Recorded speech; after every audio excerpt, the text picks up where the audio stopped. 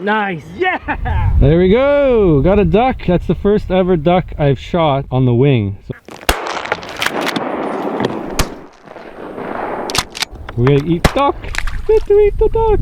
Hey guys, welcome to season 4 of the Wilderness Living Challenge. I'm Zachary Fowler. And I'm the Wooded Beardsman. The goal of the challenge is to gain or maintain body weight. We've already weighed in and we're only eating wild foods. Bear, beaver, duck, grouse, and more. This season's gonna be a blast. So Zach successful with the slingshot. Popped him out of the tree, so I had to run off, leave the camera, jump him, finish him off so he didn't have to suffer, but we got him. It's early fall and the trees are loaded with apples. Not a good year for apples. I was hoping they'd be a little bit more plump. These are small apples, but despite them being a little bit green and sour, there's still lots of sugar in them. So what I'm gonna do is I'm gonna load up as many as I can, and I'm hoping that this is gonna be our staple item for sugars. And then all we'll have to do is combine them with our fats and our proteins, which we'll have to collect. The reason I'm grabbing them here is because they're in abundance. All right guys, a little bit of collecting, and we have 2 relatively small bags full of apples. This was not a good year for apples this year. Not enough moisture.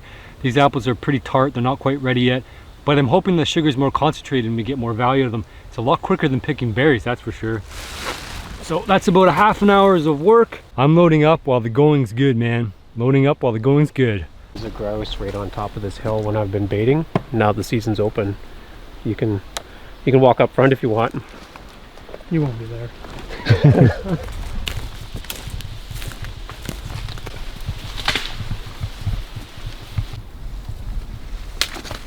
So what do you think, man?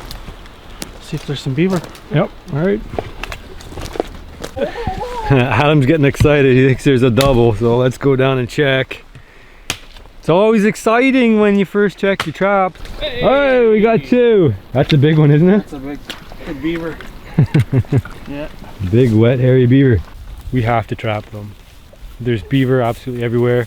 They're managed very carefully, and there's trappers on trap lines that are on quota. And on quota means that if you don't fill your quota, you don't get your trapping license renewed, and it goes to another trapper who will fulfill the quota. There's a certain number of beaver that must be taken out of the population every single year. So really you want to just keep your fingers. You don't want to grab it like that, because if it snaps, that's when it's going to get your fingers. So you keep your fingers up top. So Adam's got some castor scent. So from a foreign beaver, he's put it up on the tree. So the beaver that's down in the water is actually never going to find the foreign beaver, but it's going to be looking around for the scent of the beaver to figure out what's going on, why there's a foreign smell. So he set it up here, and the trap is down there. So the beaver is going to go around that tree over and over again to try to figure out where the foreign beaver is at, go through the trap, and that'll be it. Only problem is Jeremy spots a couple of otters over there, so we might be eating otter instead of beaver, and I've heard otter's not so good. So that's going to piss the beaver off? Yeah, we'll get a bit of flow going through. That's pretty much all you need.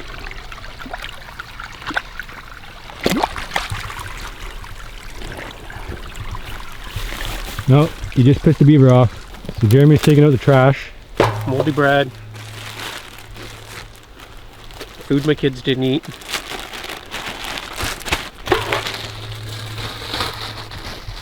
Crust that nobody wants to eat.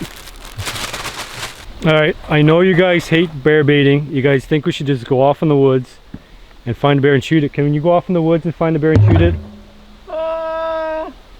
Could you reliably? I doubt it. No, you can't. If you read the historical stuff, they just went out and found where they were sleeping. Hibernating. Right? Yeah, they went in their dens and killed them in the winter while they were sleeping. There's a lot of bears. There's a bear in Jeremy's backyard now, aside from the bear he already shot. So there's no shortage of bears. You guys think that bears are almost extinct? Beavers are almost extinct? They're not. Are beavers almost extinct? No. Are they close? No. Are they threatened? No. No. But close. they are declining because we're protecting wolves and coyotes in Ontario. Yeah. And something's gonna suffer. Yeah, right. Something's got to go. So I was out less than 20 minutes and sitting up there, and I heard the bear come in around behind me. So when I looked over my shoulder, it was crossing in around behind the stand. And then it came out to the side, and it came through literally where we're standing. So I was sitting right there, like I could have jumped on that bear's back, and he was stopped right here. And then just walked over to the bait pile. And they can find that on your channel, One Wildcrafter? Yep. I'll link it maybe. Okay. I'm just kidding, I'll link it. Subscribe or not, I don't care. That's what success looks like, boys. Adam's got number 2 and he's doing it the right way, over the back.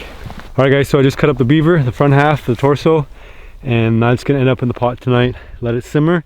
After we eat what we want to eat, the reason for that is obviously if we put it in now, it's not gonna be cooked, and then it's not gonna render down. We want to have a meal ready for breakfast.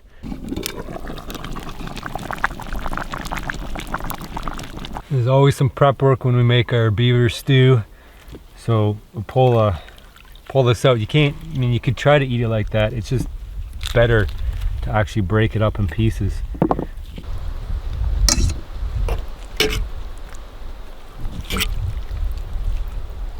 That's like eating lard, straight up. You get stuck and chew on it and let those oils melt.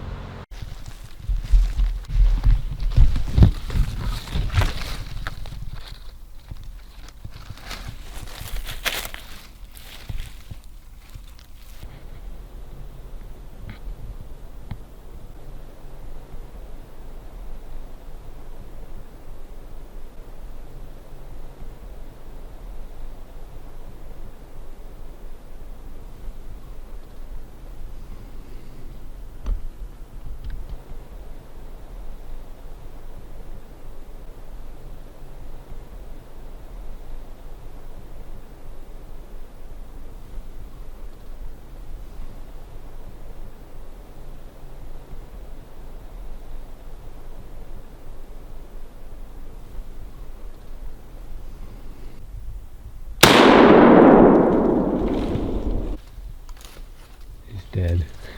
It's dead.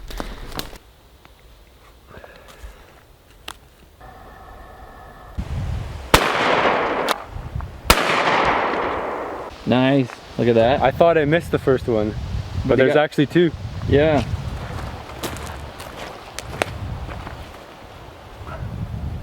There you go. That's 2. We're gonna go look for the rest of them in the bush. No, wait. There's 2 up there. You see there's an upper one and a lower one. You see them down here? Right in there? Yeah. So maybe you can get... Ready? Yeah. There we go. There we go. That's the results of a diligent eye. 1, 2, 3, and that's number 4. Today we're catching and cooking grouse. Here you go, guys. That's 4 grouse. Catch and cook grouse. Alright guys, as part of our wild living challenge, we do not restrict any store-bought materials. We do not do primitive stuff. We use whatever we want. So I've got camp mat, I've got 2 sleeping bags, I've got a tent for shelter. I'm not going to be making a shelter. This is about eating food. It's about keeping our weight on. So tents it is. Tents are very economical when it comes to saving calories. Having 2 sleeping bags in this temperature is going to make sure I don't freeze my butt off and burn excessive calories being cold or maintaining a fire, and I don't need to. I'm going to set the tent up, and then we're going to get a fire going, and we're going to eat. Here's a pretty little lake. It's a very small one. It's great. It's nice and quiet. Just the wind noise, a little bit of wind. Hasn't quite calmed down, but it's that cool, crisp October weather. I'm just going to show you how I clean up the grouse. I think you guys, it's getting a little dark now, but I do want to get that done so you guys can see. 1 little bird, 2 little birds, 3 little birds, and 4 little birds. That's almost the limit of birds. So you got a couple options when you clean your birds. The best way to make the bird go the longest is actually to straight up pluck it, and that should be done while the bird's warm. You could probably dump it in water and remove the feathers. Hot water, that would probably help a little bit, but if you do it while the bird's still warm, the feathers come out very easily. Okay, I'm gonna show you the second way real quick. So one wing in one hand, one wing in the other. I'm gonna step on the wings only, and I'm gonna grab the feet. So step on the wing, one wing with one foot, one wing with the other foot, and then we're going to, here, let's back up a little bit so you can see the whole thing. We are going to pull up firmly on the feet, one on each hand, and if done correctly, the intestines and guts will be removed, and then we'll be left with a delicious bit of breast meat. And that's the breast meat here, and that's the most edible part of this bird, is just the breast meat. So once we have those breasted out or plucked, we're going to add them in a stew pot, and we're going to add our bear fat, and we'll add probably some chanterelles to that we picked earlier, and bear meat, bear roast. That's going to add our fat that we want and richen up our meal.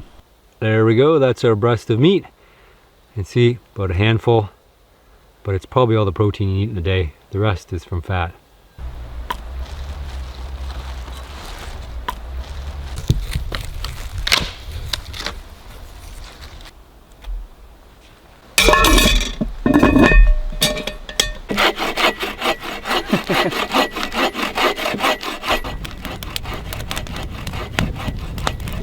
So that's mostly finished. We got piles and piles of bear fat in there. Four grouse and roast, bear roast. So that ought to do it. We're just gonna add some mushrooms in there, and then we're gonna throw it on the fire and let that cook down real nice. Get as much of the dirt off as we can and toss them right in. Yeah, I'm not opposed to eating dirt. I bet this can make it 3 meals. Yeah, I think so. Yeah. And there's tons of bear fat in there. I don't know if you can see it all, but there's probably 2 handfuls straight up, and that's a small piece, and I put tons in there, so that'll render it out real nicely.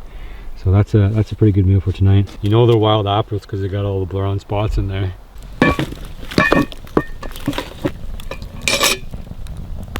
You autographed your own shovel?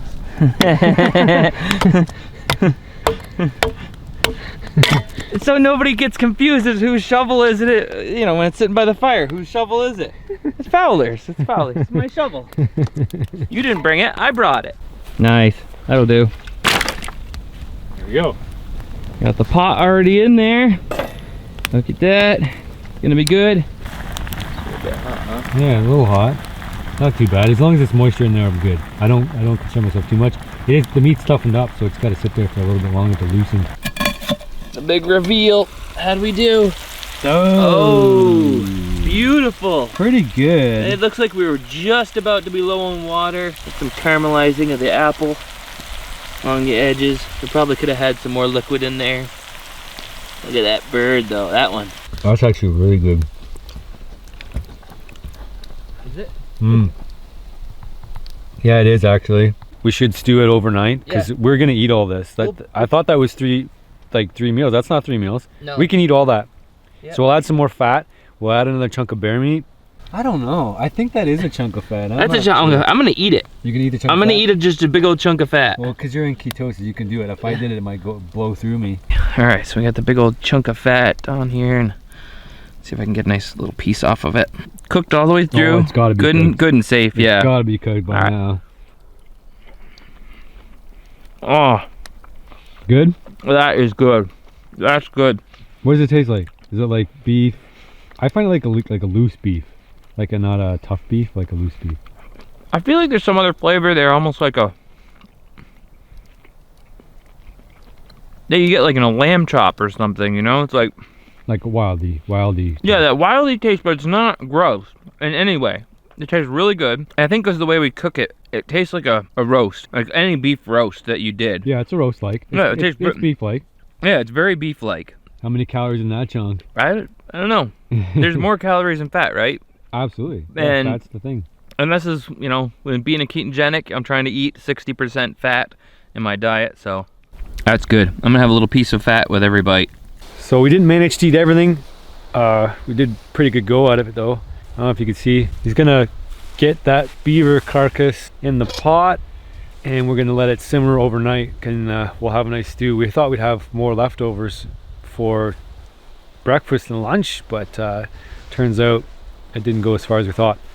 So we're gonna let that stew overnight. Beaver stew is always good when it has a good, you know, a good time to render down and really turn tender. So that'll be for breakfast. Just gonna bank this fire up and put the pot on. Alright, so there's my perspective view. Here's my sleep system. I have a regular summer sleeping bag. It's not a down-filled one. It's just whatever it is, you know, that. And then on top I have a down sleeping bag, but I wear it as a duvet. And then I do, or toboggan, I guess you guys call it toboggan, toque toboggan. And then I wear my hoodie on top, and that will keep me perfectly warm all night long. It's raining, so I'm conserving some calories. Ooh, yeah, it's gonna be a slow day today if it's gonna be like this. I don't know if we're gonna want to paddle out any other spot in the rain. Well, we could do some bird hunting here. Up yet? And he's probably thinking the same thing I'm thinking. Just hopefully this rain goes away. We gotta get that beaver cooking. I doubt it cooked all the way through last night. Just put it on the fire, left it. Hopefully it would stew. Probably didn't cook all the way.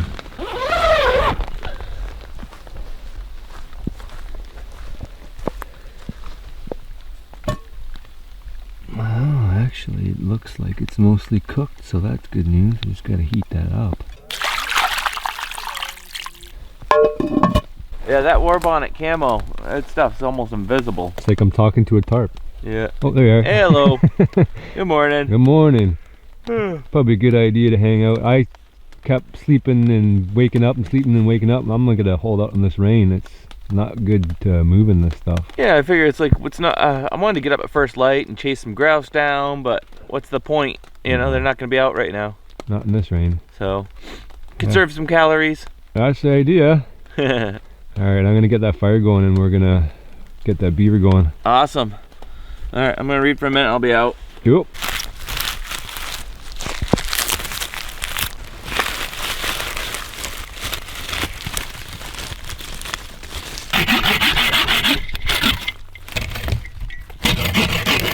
The stick snaps like that.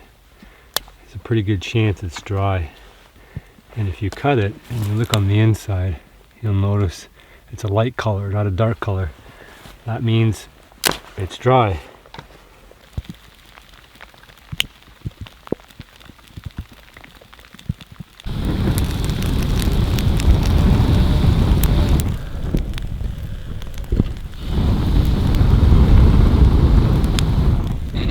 Nice and high now, that's what we want. Big fire, let that burn down to coals, and we'll throw our beaver meat on.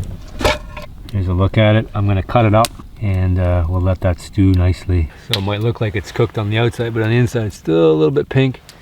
The best thing to do is to actually pull the whole thing out like that, and then we'll break it apart. It's actually fairly tender, but still chewy. Pull this apart, and then we'll make a proper stew with this. Probably add some bear fat, because this beaver is actually a little bit leaner than the ones we had last year. So to make it a complete meal, we'll definitely need to add more fat. That's that grouse we had left over. All the bones on the bottom. That's what we want, nice and disintegrated.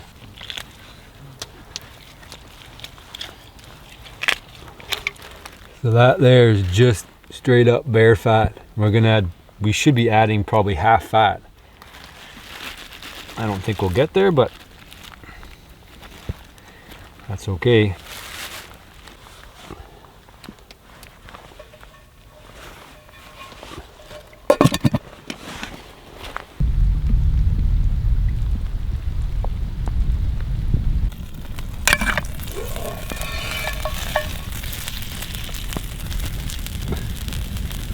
That's just seasoning salt for everybody out there.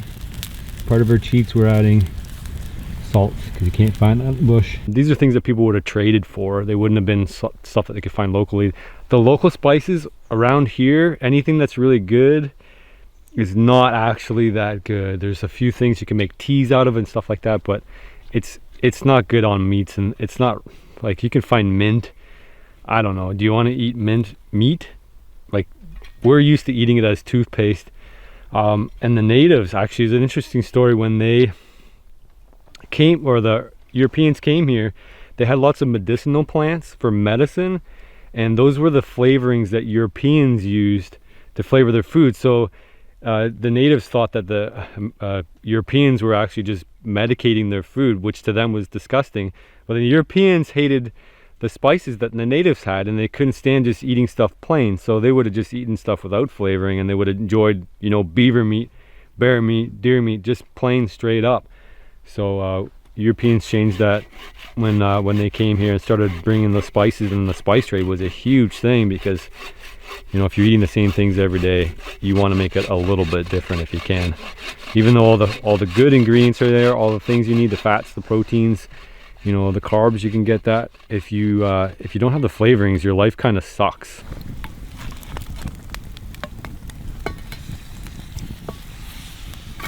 I've noticed in past years that just doing a 5-day, you spend 5 days collecting your food, and then you have a surplus of food at the end that you don't actually have time to consume. So I've done things differently this time, and now we're switching gears. It's not like we didn't collect enough, we just wouldn't have time to consume all the food and actually live off of it to see if we could, you know, keep our weight up. So little differences and little changes every year to make it more like it would have been, you know, in the past, where people dealt through seasonal abundance. They would have had a lot of food all at the same time. They would have stored and preserved a lot of that food for leaner times.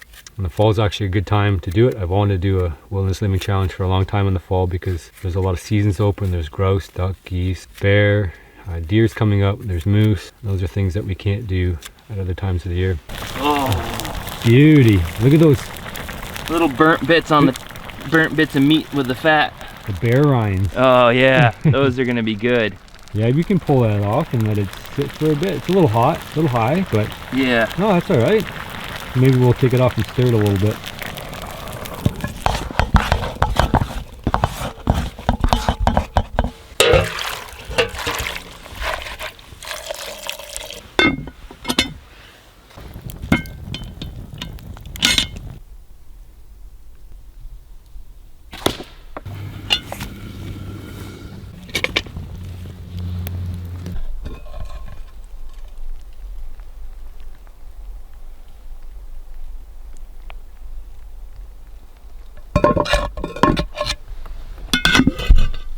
This is like walking up to the buffet. I know, this is like, Help yourself. So we've got chanterelles, we got bear fat, we got beaver meat. It's seasoned to perfection. And then over here you have dessert, which is applesauce. Oh, that beaver is just falling right apart now. Even, I mean, you tore it up, but like, it comes right to pieces.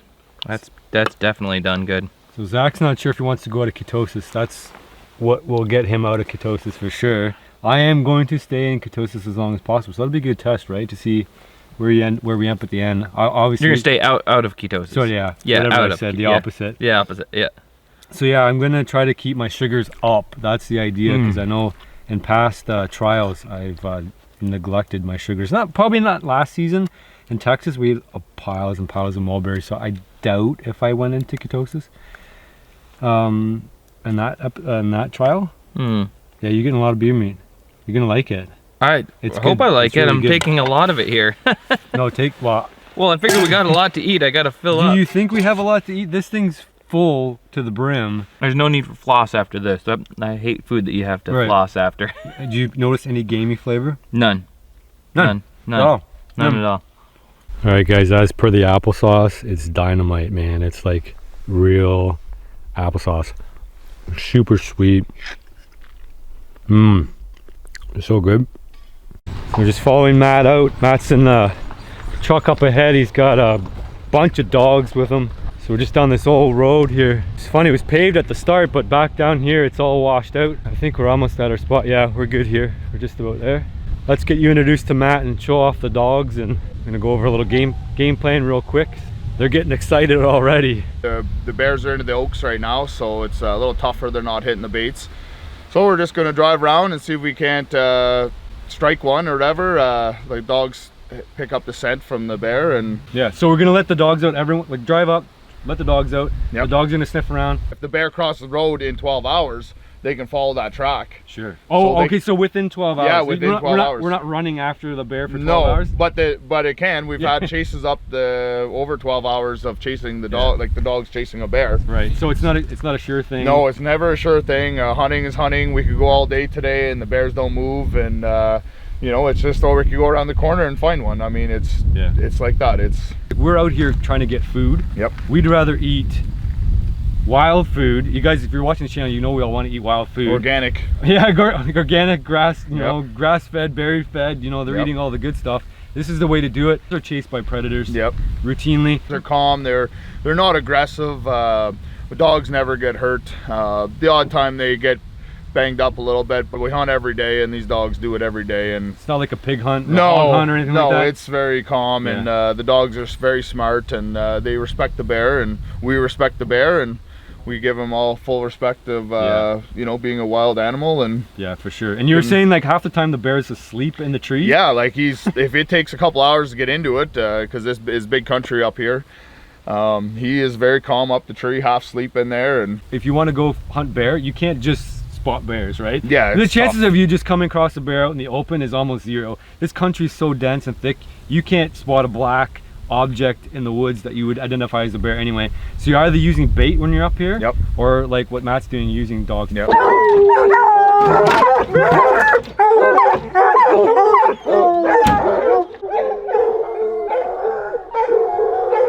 That's a little bit of a test run.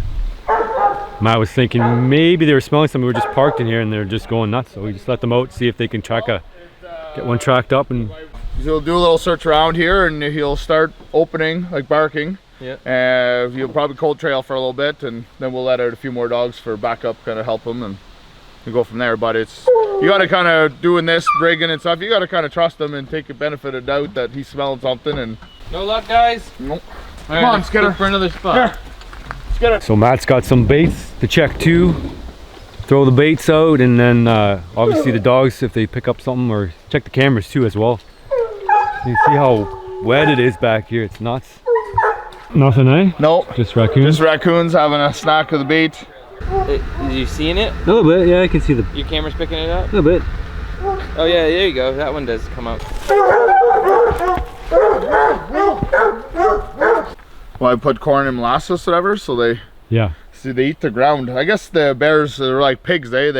They need the ground to digest food or whatever. Like they get maybe minerals or whatever out of the ground too. So they seem to like holes in the ground as baiting sites or whatever, that they come back and they'll eat it all and play and dig and roll around in it and stuff.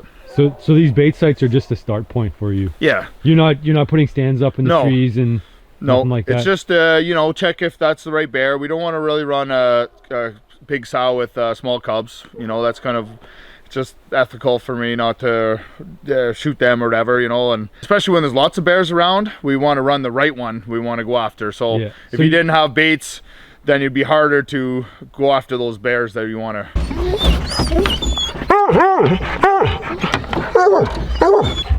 He's not in there. All right, guys, so we got some good news. We got what seems like a treed bear. So we're gonna go run back, grab the gun. We'll get loaded up here. They got him? Got him. They got him? They got him. Oh, treat him? Treat him. They got something treed there. All right, they got some trees. They're gonna head out there and see what happens. All right, let's do this. Get closer now. I can hear the dogs a little bit better. Some pretty rugged terrain here. Be hard to find a bear in here, obviously, but that's why we got dogs. There's a little guy. Uh-oh.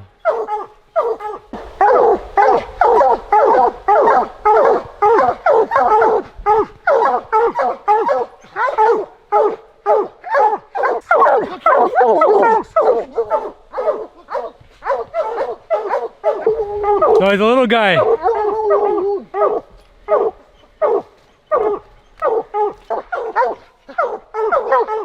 Yeah, it wouldn't be very good if he came down. So that little guy was about to climb down that tree right into a big mess of trouble as Matt was trying to get it to go back. Well, he got it to go back up, but if it didn't, the dogs would have been right into that bear. Over. Yeah. A little smaller than the bear, even the cub that we saw, but we can eat it. Be some good eating there. Yeah. Headshot. The rough grouse? Yep. Right on. Good stuff. Yeah, Yep. we got one. Right there. Right there. Oh, I keep hitting the branch right at his feet and he's not even... I don't think I can get it in focus properly, but if he falls out of the air, I'll get him. He's way up there. I don't know how you saw that guy up there. He flew up there.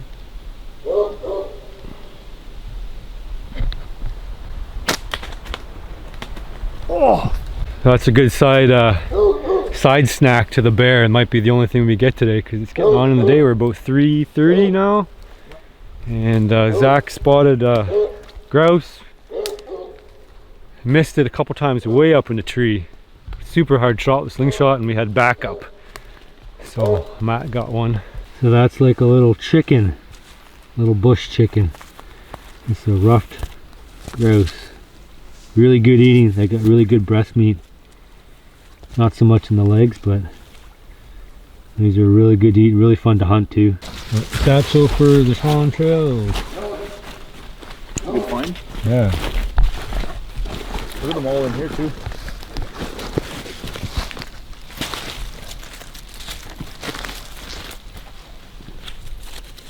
Yeah, they're everywhere through here. We're getting a little long in the day here now. It's 4 o'clock. We've hit 3 or 4 bait sites already, and he's pulling the cards.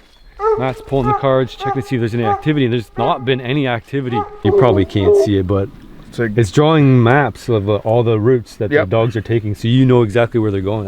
That's the craziest thing. This is actually Alpha 100. This one. And they've all got collars on, and they're all just GT15s. It plots the route that they're taking too. So then all you do is wait till they're all around the same tree. You got a bear in a tree. Pretty much. Easy. Something simple.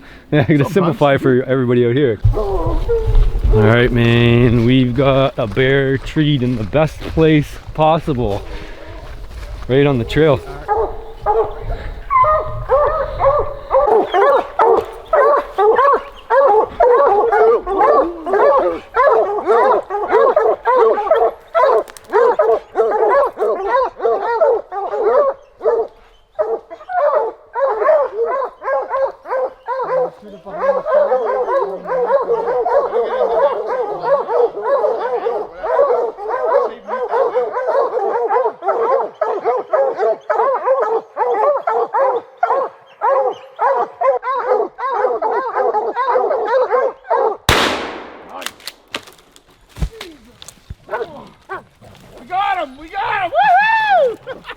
Whoa.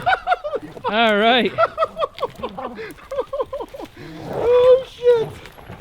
Oh fuck. It worked. Right on, man. Good shot. Woo. Good shot. Good clean kill. All right, bear. Done. Bear's down in 1 shot. 1 shot. That's how you do it, right? That's right. All right, we did it. Holy cow, man, my heart is... I think that's awesome. That was wild. That was a battle, man. That was awesome. All right.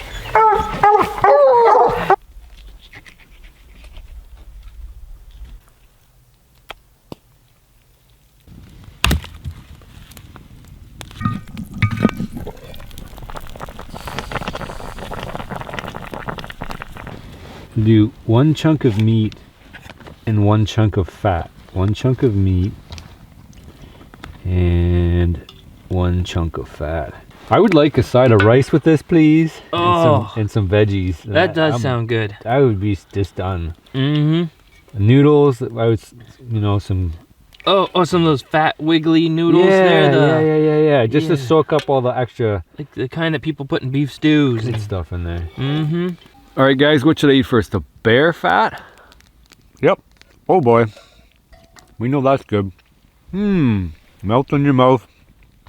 Buttery goodness. You guys figure out how many calories in a spoonful of butter, because that's what I just ate. A spoonful of lard. It's good, man. Oh, the bear meat too. Melt in your mouth, like you said. Beautiful. Guys, if you ever get a chance, cook bear meat and bear fat. Make some adobo spice. I also add a little bit of seasoning salt because I wanted the meat to break down. A combination of the fat and the salts will make your meat break down, and it'll make it melt in your mouth.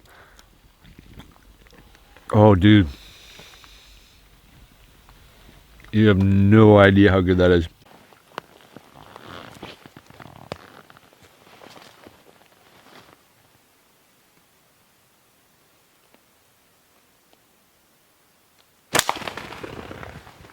Got him! So Zach successful with the slingshot. After the first little miss there, we sorted it out. I had to chase him into the bushes. I found him, I don't know, 100 feet up into the woods. He was still sitting up in the tree, hunkered down. Popped him out of the tree. Wasn't as clean of a shot as I wanted because I hit some pine needles going through a bush and got him. So I had to run off, leave the camera, jump him, and finish him off so he didn't have to suffer, but we got him. We got some older moose tracks here. Maybe a little bit more recent, but still not super recent.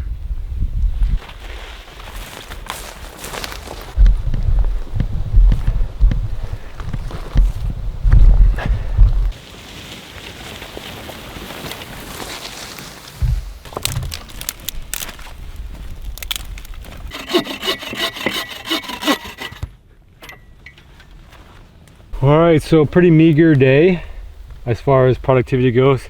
Definitely go after big game. Do not rely on small game to feed you. We ended up with one roughie. We did put a lot of miles on, walked all over the place, but we ended up with a couple of lobster mushrooms. These are the mushrooms that made us ill on season 2 of the Wilderness Living Challenge with Jeremy. I'll give them another go. It was either this or was our minnow soup. I tend to think it's probably the minnow soup because it was really bitter. We didn't get them, and it was long. Anyways, long story. So Zach's just cleaning up his roughie. We're gonna throw him in the pot with the bear, beaver, and all that good stuff, and these mushrooms too. But these probably won't go until after we have our fill, because obviously it won't be cooked yet, and that'll be breakfast. So we're just adding to the pot as we go. Alright guys, I don't know a ton about mushrooms, but I know that lobster mushrooms basically colonize another type of mushroom and take over, so they're pretty much a parasite.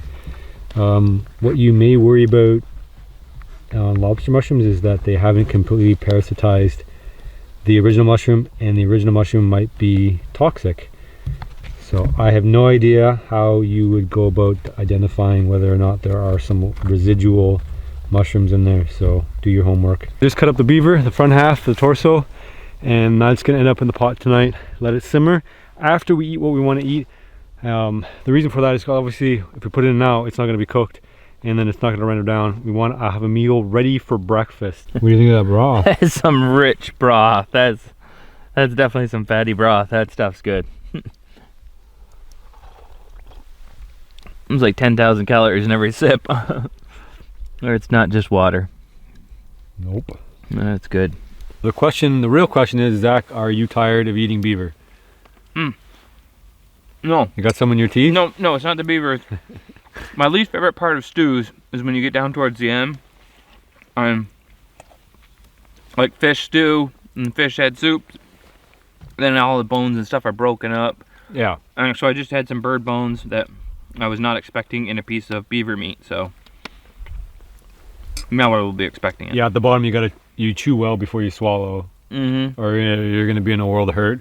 That's the front half of the beaver. So now we've eaten, if we ate the rest of what's down there now, an entire beaver and a bunch of bear fat. So we're going to fill this up all the way to the top with water, and then we're going to throw it on the fire, and that'll be what we're going to be eating for breakfast and most likely lunch tomorrow. So I'm taking a leak, and there's a trail camera right here. I'm taking a leak right in front of somebody's trail camera. So we know your trail camera's here. Don't put my pics on the internet.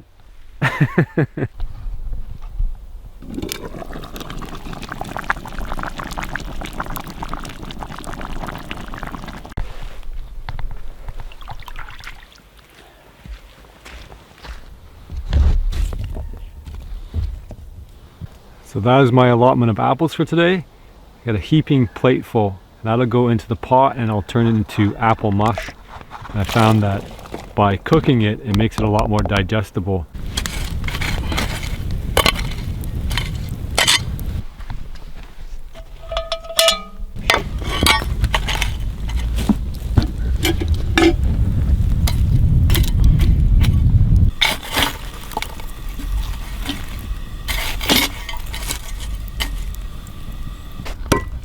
Favorite part? Yeah, the fat, yeah. Yeah, I'm just eating them just like chunks, just like this once they're stewed up Like and stuff. As if it's just food. Yeah, just food. Just Like a piece of butter. Yep. So I think I'm finally over the hump where, you know, when I used to skin an animal like a deer or something like that, I never wanted to eat it for a couple days because I let it sit in the fridge and let my mind relax from, you know, the gruesomeness and gore of it all.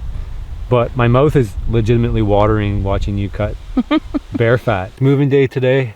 We're gonna load up, load out, and we're gonna go off more and further into the wilderness. Hopefully get into some fishing and all that stuff. So I'm gonna take the tent down. It's actually partly cloudy today versus all the other days. It's sort of raining all the time. So let's load out here. I'm not quite there yet. We can eat those fat globules like that. That'd be all right. Big chunks of fat, just chew them like bubble gum. They are, no, because I laugh because they are chewy like bubblegum. It takes a while to chew them down when they're, before they've rendered kind of, or mostly rendered. Liquefy the fat? Yeah. I like chewing them down. They, especially with the seasoning salt that you put on them, that's good stuff. Caramelizing those apples and making that sugar available to my body real quickly. Applesauce. I'm gonna grab the big pot of beaver meat. It's kind of like the breakfast of champions, don't you think? Wild everything, organic, no pesticide, free range, all that good stuff. So this is coming with us. We have a pile of food left. That's a beaver, pile of it left. So we're gonna portage with this and the applesauce. So maybe you guys wonder what we do all day and why it's hard to get anything else done. It's because we're cooking and just cooking all the time, so it doesn't leave a lot of time to do other things. So the idea now is to pack everything up and move off into another location. We could set up more permanent camp. We can hang some of our meat and prevent it from spoiling. So we're just loading up now and we're going to take off. Hold up, hold up.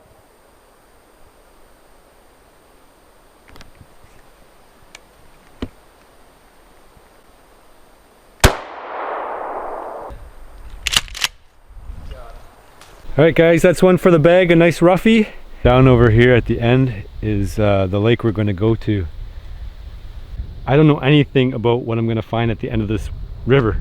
I've only looked at it on a map, and so I don't know. So it's a big risk. We'll go out the first day and just go straight out there, and with the weather we had, it just wasn't a good idea. But now we're gonna get out there and have a look, see what else is out here. We did see a moose up the river yet the other day. I didn't get it on film, but it was pretty cool. Bull moose, antlers. That's pretty neat. I think my heavy bag is heavier than your heavy bag. I think so.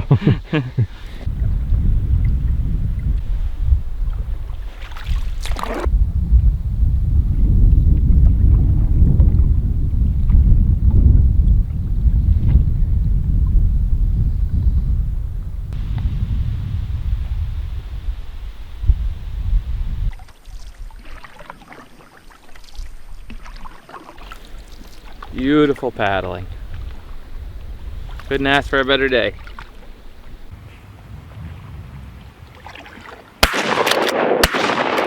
Yes! Nice. Yeah! Nice. That's my first duck on the wing. Yeah. Woo. Go get him.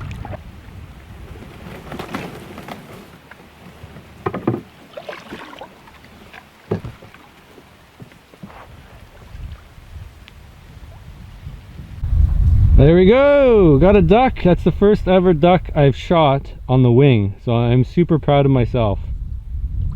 Woo! We're gonna eat duck. We get to eat the duck. You set back there to shoot? Yeah. Okay, let's get as close as we can get.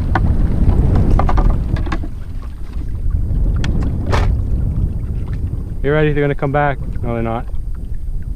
Shoot! Oh, one left. Ready? 3 left. Ready? Yeah, go for it.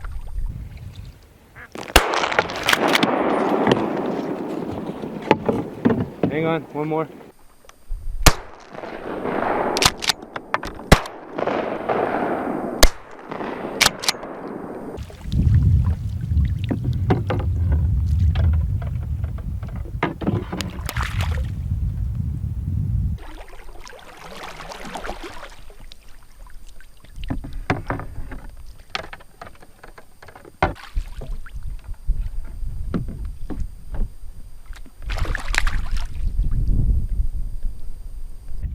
And the sun's almost setting, which is kind of curious. We've eaten 1 meal today. So if you guys are wondering, we lost about half a pound, maybe a pound today, just messing around, not eating, only 1 meal. So we got some catching up to do. I do anyway. Zach says he's not feeling too well. He's not a boatsman. He's a boat builder, but he's not too. No, I'm all about canoes and stuff. Yeah. Yeah, I've done plenty of canoe trips and things. So I've never, I don't know. Just not feeling well. I feel a little hinky. Not bad, but just like a little. Yeah. So we'll get him to shore and tuck him into bed.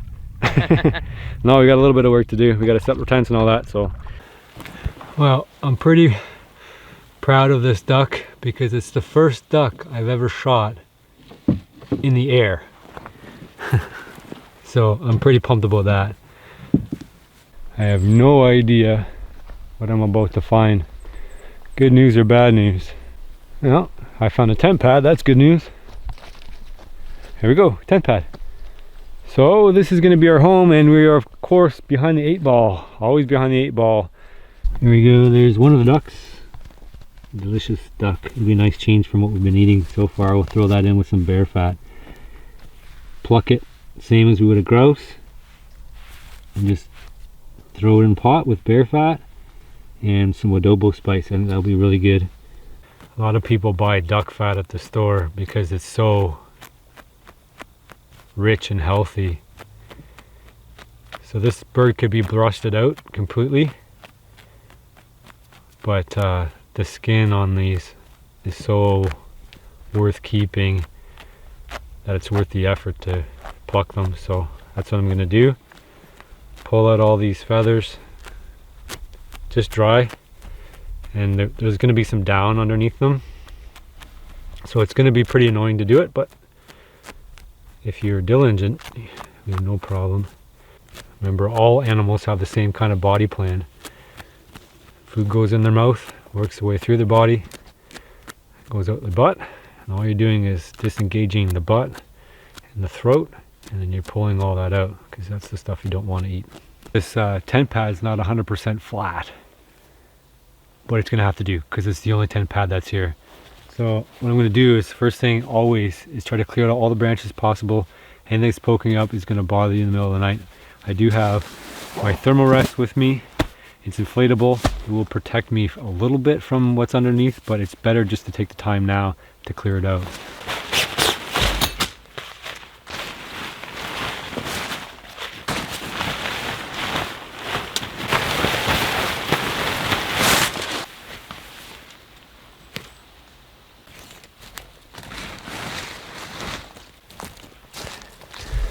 That's pretty much it. Just gotta throw the fly on, and we're set. No mosquitoes out here. It's late September, almost October, and those cool nights kill all the mosquitoes, so you don't have to worry about them anymore. So you don't really need a tent, but it's nice to have a tent so you can throw your stuff in it. I prefer a tent. Zach's actually used a hammock. Pros and cons to both. I like being flat. I like being on the ground. So for the time being, I'm going to stick with my tent.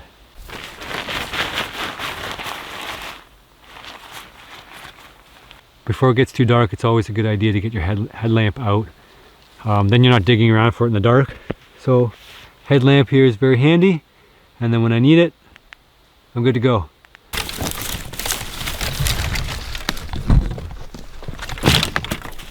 I'm hungry. Oh, could heat this up and add some more bear fat to it, and I get to eat. Thankfully there's everything we need here. Birch bark, bone dry twigs.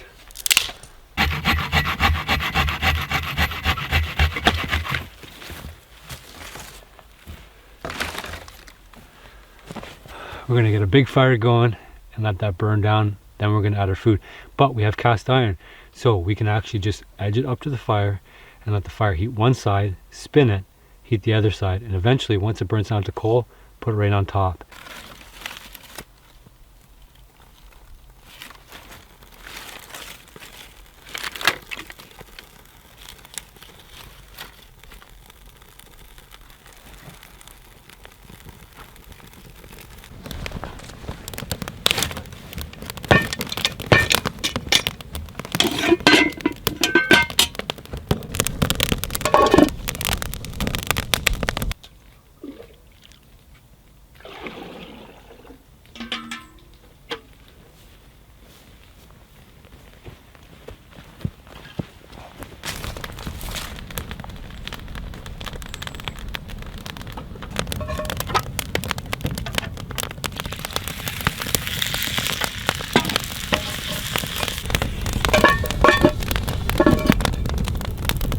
So these globs of tissue that we pretty much take for granted in our modern world is what's basically saving our life right now. Eating straight up protein is not going to cut it. You need fat. This is the stuff we shaved off of the outside of a bear, and we've been adding gobs of it to our food. We are eating probably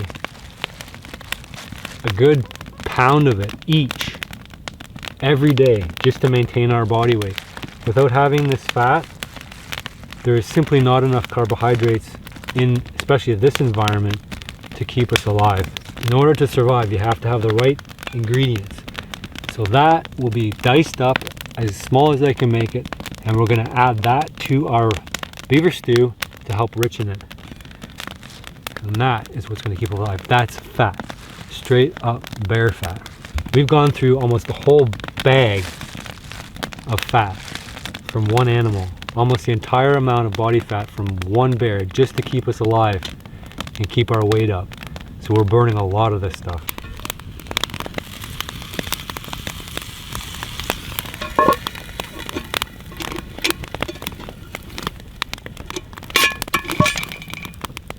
Zach making a pot hook.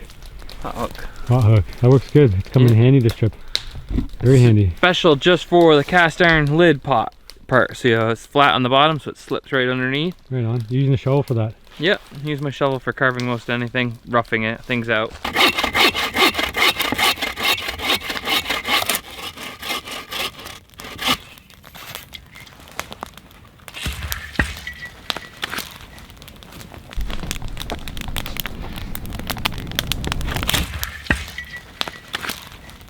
Fowlers make mischief.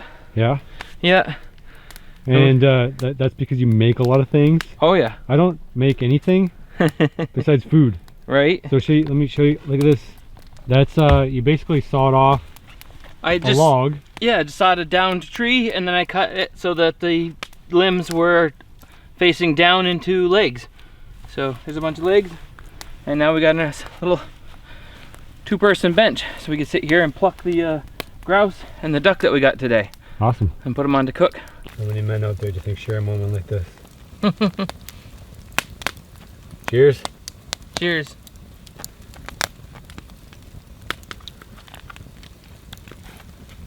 Alright guys, that's what we're looking at.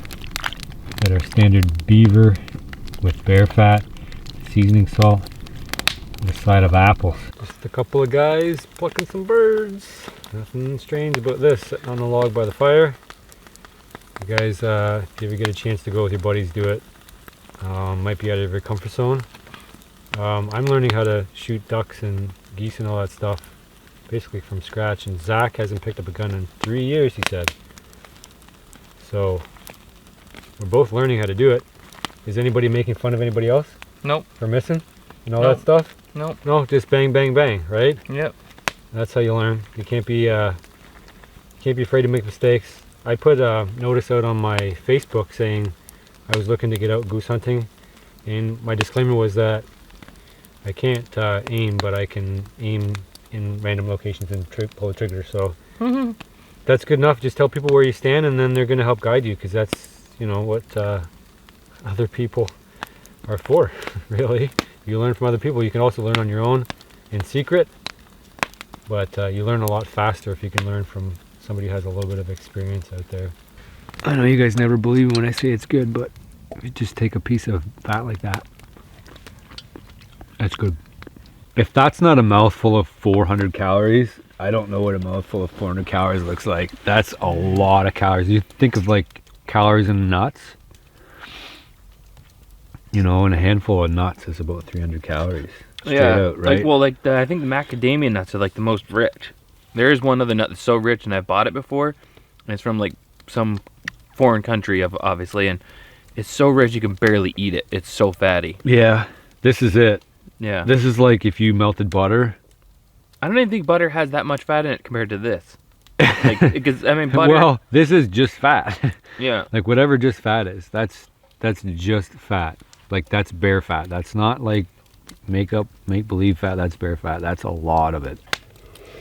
You come out of here with pot bellies. So you didn't manage your days allotment of apples, huh? No, not unless I get this down. But I've definitely eaten the replacement in the bare fat.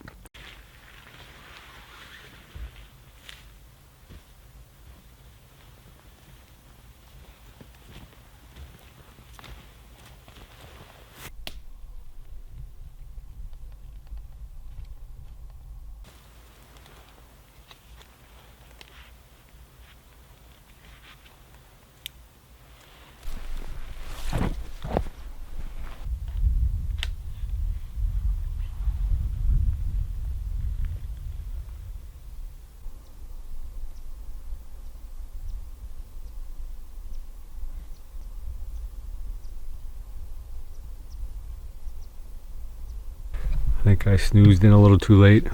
My beard's all bed beard. Zach's awake, but we had a couple geese fly the wrong direction. I heard a duck when I was sleeping, and when I heard the grouse flush, I knew it was time to get up.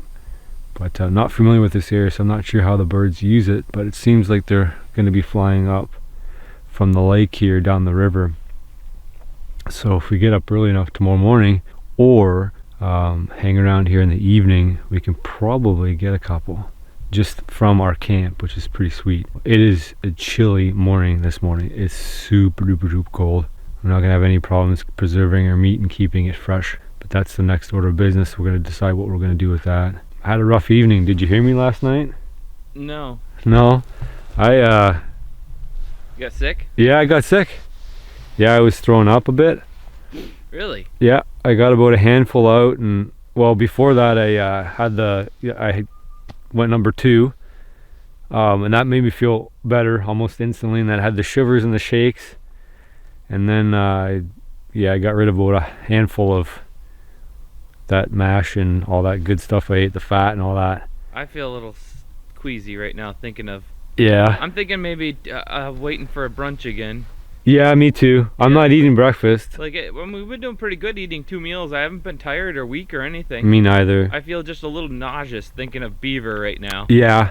I don't think anything particular made me sick. I just think I overdid it. I think I just ate too much, and my system's like, okay, either you got to go for a run and need these calories, or throw a little bit of them up. So after I did that, I felt a lot better. I think maybe it was too many calories. It was just too much. Too much fat calories that the body's not quite used to. It's like, because yesterday after the canoeing I felt a little nauseous, but like I feel like all of a sudden I felt better after more canoeing. Like you're saying, maybe burning it off caused it to, you know. Yeah, we're gonna have to go for I'm gonna have to go for a walk anyway. Yeah. To burn a little bit of that off. Yeah, I got a little bit of a headache too, but I might not drink enough water yesterday.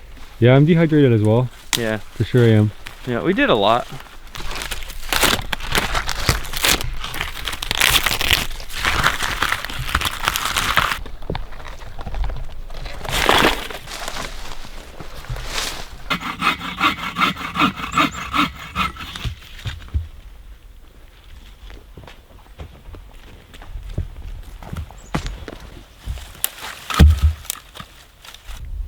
Come on, Birchie. There we go.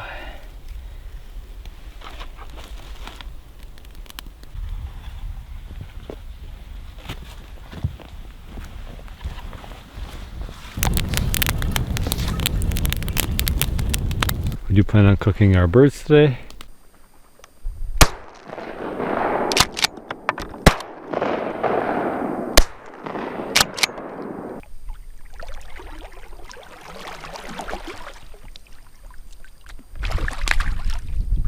We've also got some bear meat we want to cook. We got some leftover beaver meat too, so that we're reheating right now. We're using the reheat technique to keep our food from spoiling. It's cold enough right now, probably we don't have to worry too much about it. It's about refrigerator temperature, just slightly above zero. Not slightly, but a bit above zero, about freezer temperature, so our meat's not going to spoil too bad.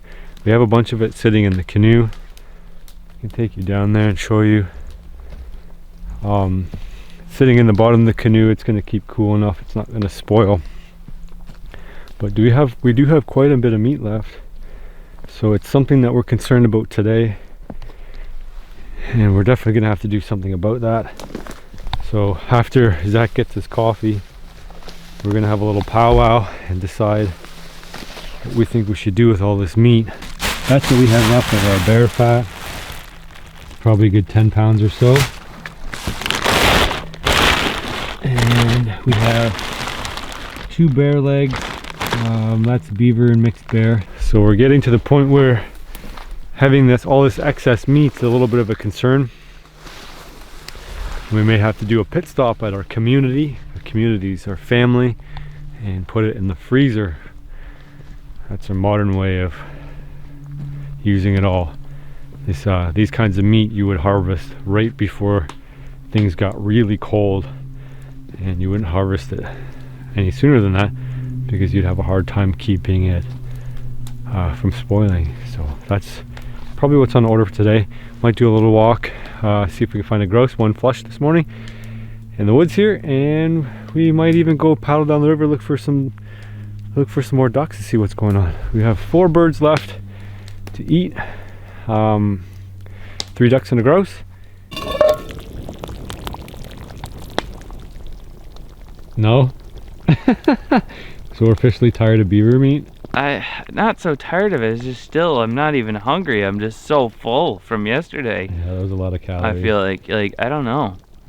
Maybe by lunchtime if we go for a little hike about, look for some grouse or something, or paddle down the river and back, you know, and work up an appetite. This is a new problem on the Wilderness Living Challenge. Being overly full. Yeah. It's like you gotta go work it off. It's like a big turkey dinner every day. Yeah, I don't know. It's a good problem. You can not eat, but if you're hungry, you can't make food. Right? Exactly. If you don't have mean, it. Anyway, that's what we're looking at. It looks appetizing. It does. Yeah, I got no problem with its look. It still looks just as appetizing as it was yesterday, and I know it tastes good when I start eating it. I just don't want to put a piece of it in my mouth right now. So I'm moving some rocks over here because I want to make a proper cooking fire. So I've been moving some rocks around just to set it up how I like it. You can set it up how you like it.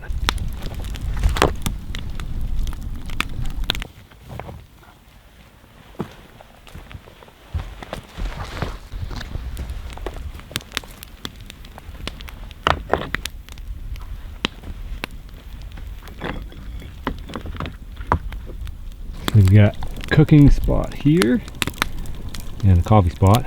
It's like a coffee warmer. And then we got another spot for another cast iron because we expect to be using both. Zach's catching up on some reading. Daily morning reading. Yep. And yeah, so that's going to be staying warm. And we drag our coals over there. And this could be for hot water or warming water or cooking. Expect to use that other side when we get our duck and grouse on.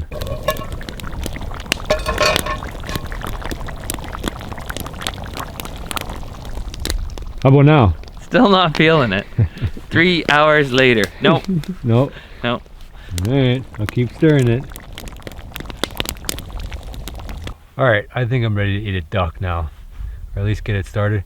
So I'm going to go grab the bear fat out of the canoe. I'm going to use a small cast iron. And I've got some of my Wadobo spice. If You can read that. It says Wadobo, made with love by Mrs. Woodbeard. Thanks, Courtney. All right, let's go grab the bear fat and we'll come back and get this assembled and let it cook.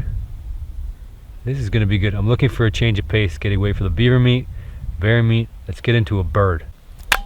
Take our bird, our duck, we're gonna drop that down in there. And then we're gonna take our Wadobo spice and just sprinkle it on top.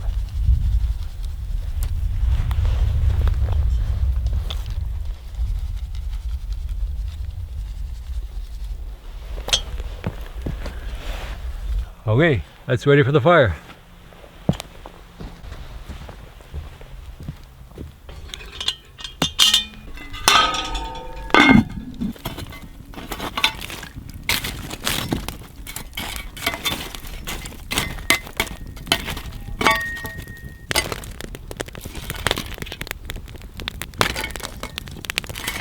And that is how you do wild duck wrapped in bear fat, cooked in cast iron over an open fire. We're winning this challenge.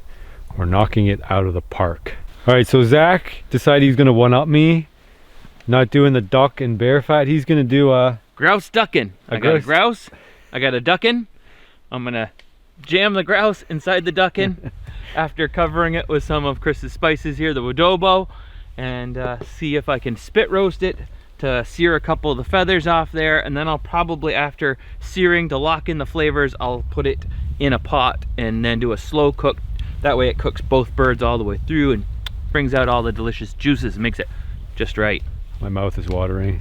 All right, I'll leave you to it. I'm just letting that gravy form and get a nice sear on the bird.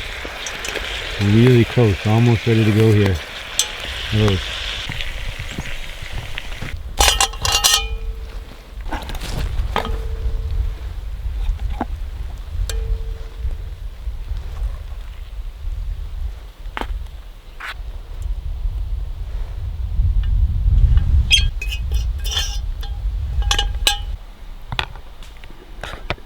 My mouth is watering, which is always a good sign. See if I cut a piece of this breast off here. Oh, it's perfectly cooked too. It's been a long time since I've had duck, so I'm really looking forward to it. Get that gravy in there. Oh man, that is so good. The Wadobo spice on there, perfect. Wanna come try some, Zach? Alright guys, we issued a challenge to each other. Zach thought he could beat me at outdoor cooking. I went wild duck wrapped in bear fat, cooked in cast iron over an open fire. We're winning this challenge. We're knocking it out of the park. Zach went up over the top. Grouse ducking. I got a grouse, I got a ducking. I'm gonna jam the grouse inside the ducking, see if I can spit roast it. This is gonna be good. I'm looking for a change of pace, getting away from the beaver meat, bear meat. Let's get into a bird.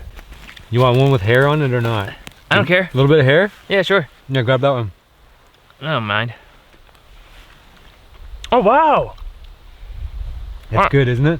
I don't know, I'm surprised. No. Everything you cook is good so far. Anybody that leaves that in the comments below, that's gross, blah, blah, they're idiots. It looks like a brown turd, but it's fantastic. It's It's really good. Yeah, yeah. Oh, what'd you do? You cut into it and then drop the fat into those cuts? No, I was making sure it was cooked. Wow, But yeah, it's good. That actually making my appetite come back. A piece? Yes, please. Yeah, I just cut up the, I found the fat I had to cut up. So I cut it up, and that's making a gravy now. It's a sauce. Mm-hmm. If we had a side of, I mean, you don't eat carbs and starches and stuff, something like that, but a side of rice? Mmm. Taters, precious, taters. Yeah, some taters and green beans. And then you have a perfect wild meal. Now, it does have a slight gamey flavor, but not gross, right?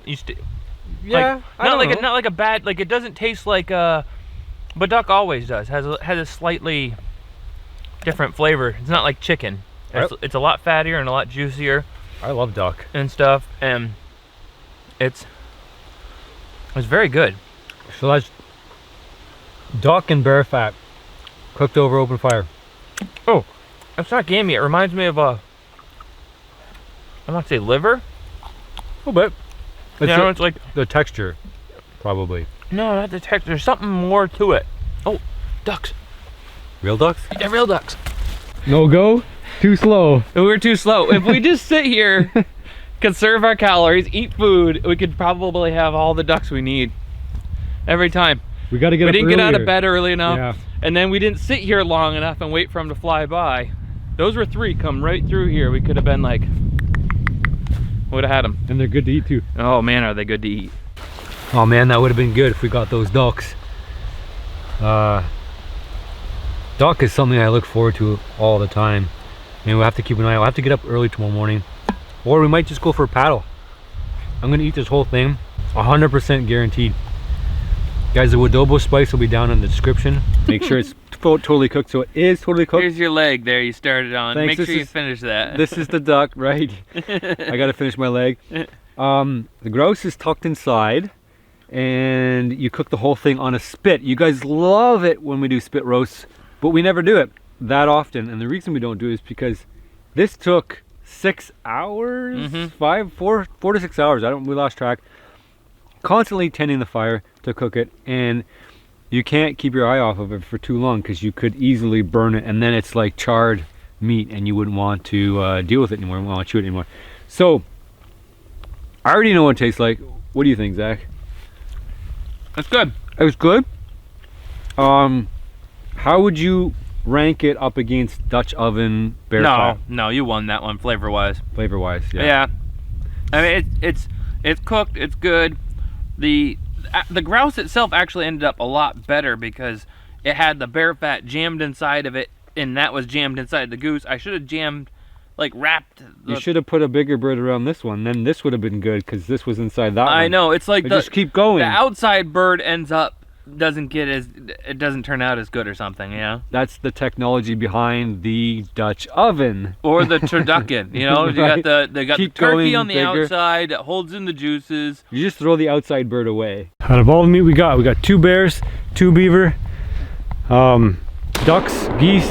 No, not geese yet. Not geese. We're working on geese still. We have not wasted a single thing yet. Nothing has spoiled. 1.5 of our bear went in the freezer. That's to feed our community that you know, back home.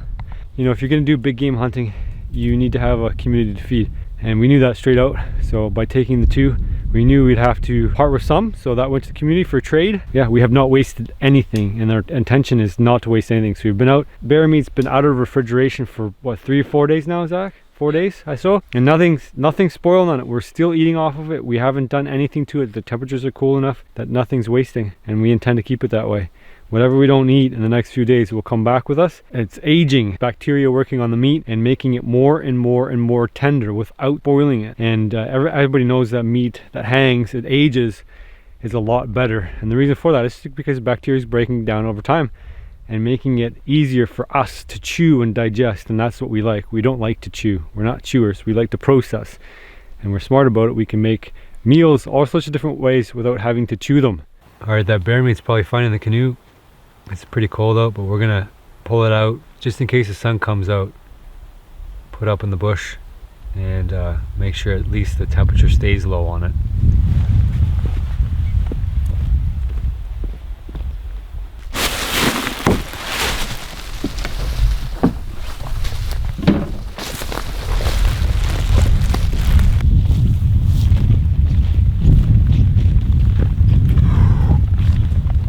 Looks like we're gonna dig a little bit of a pit back here, and we'll chuck our meat in there. Gonna grab some moss. We can even wet the moss, keeping it damp, keep it even cooler, but having that soil contact is key.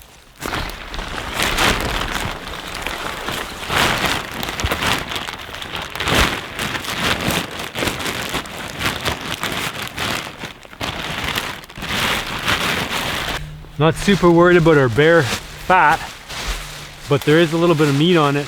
Bear fat take quite a bit before it actually rots.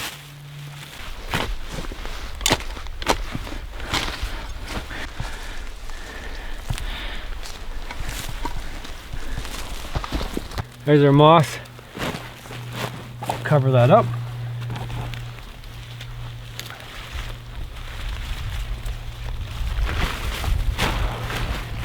People used to make freezers and ice chests like this for a very, very long time. They just didn't have the benefit of the plastic.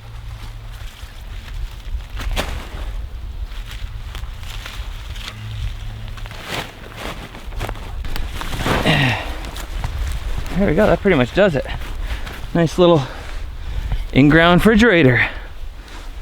Bushcraft refrigeration unit. Now just touching that to the touch, that's cool because there's lots of moisture in there. If it wasn't moist, we would moisten it and that would definitely retain that coolness a lot longer. Yeah, that'll work. You might wonder what we're doing about predator control. I don't do anything about predator control except be the top predator. If any animal wanders into camp, it's a dead animal and we'll eat it, or in the short term put it over in the cooler with the rest of our food. We are not worried about bears or wolves because we are top, above and beyond those guys. There's no concern here. That duck was so good, decided to go try to get some more ducks. We're paddling the river here. I got my ear protection on, I got my GoPro camera on in case there's any hot action. See if we can put some more food on the table. We got one duck back. Zach ate one, I ate one. We got lots of bear meat still. We got lots of beaver meat still, but you know, you don't not go grocery shopping just because you have food in your fridge. You don't wait till you eat the last morsel. So we're staying on top of that, and any surplus we'll bring home with us.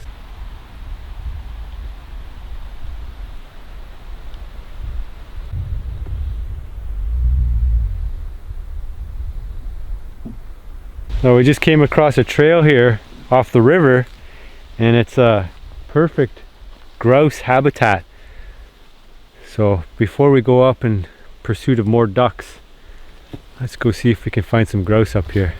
All right guys, got you wired up on the mic. We can cruise through here and see what we can see. Just looking for the outline of a grouse. Not a full grouse. Looking for a flutter. Looking up in the trees. We have rough grouse here and spruce grouse. The spruce grouse have a little bit of eye makeup. The rough grouse are pretty much brown with some white specks in them. In this thick cover, we're just looking for them to be kind of agitated that we're nearby. I'm going to check the trees up ahead. Could always be one up in a roost. I did walk the trail over here on the way in. Now I'm just walking back in the bush so I cover different ground. They're often out on the road. Never quite figured out why they end up on the road, but could be out to pick pebbles for their digestion. Could be out to find vegetation that will grow in the sunlight, having that canopy opened up at the edges. Could be looking for insects and worms. Finding grouse is really a numbers game. Yeah, I do. You okay? Alright, I'm behind the bird.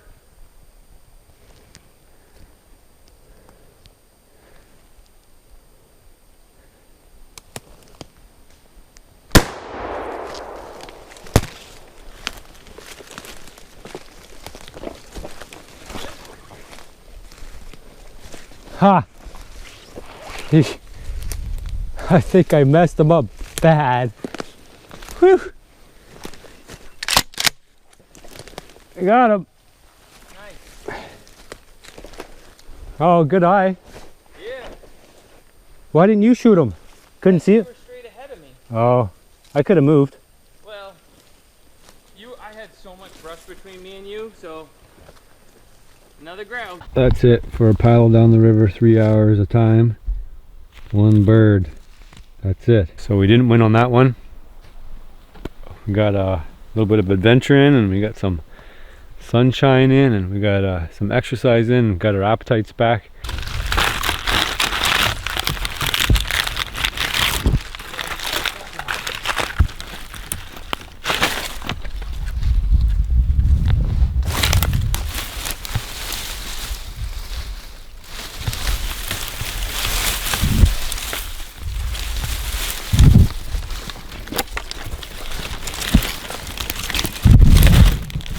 Well, I've only eaten one meal today. Zach has not eaten today.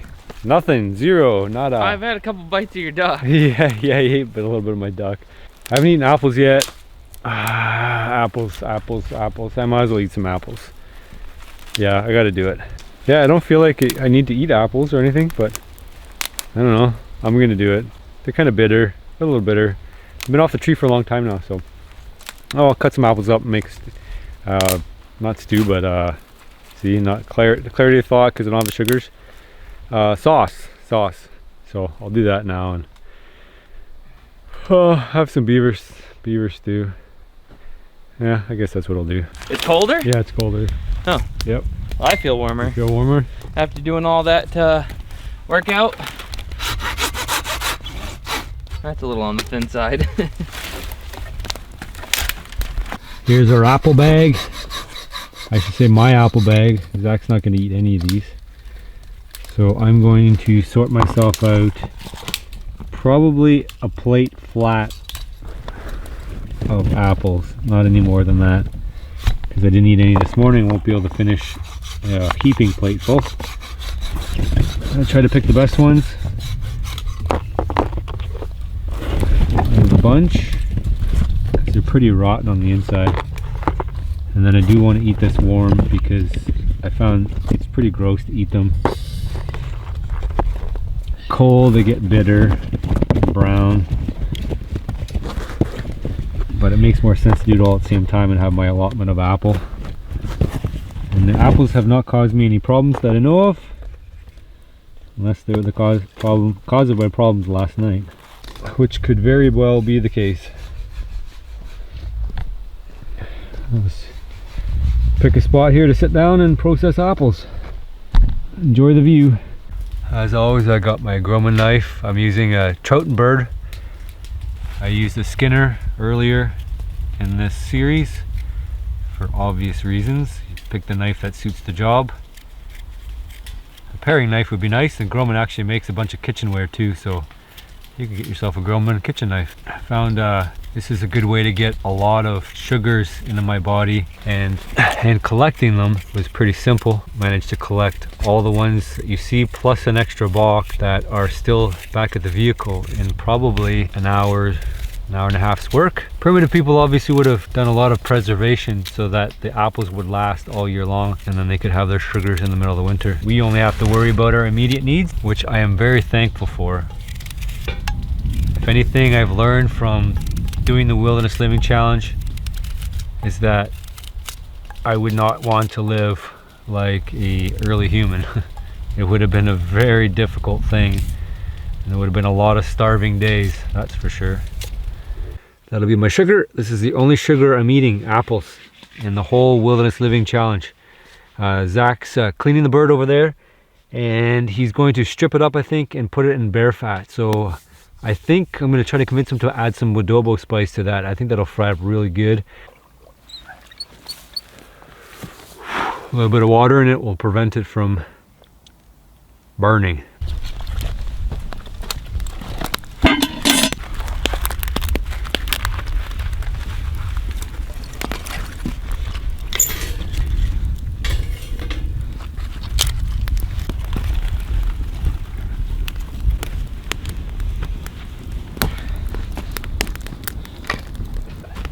Right up there. Yeah.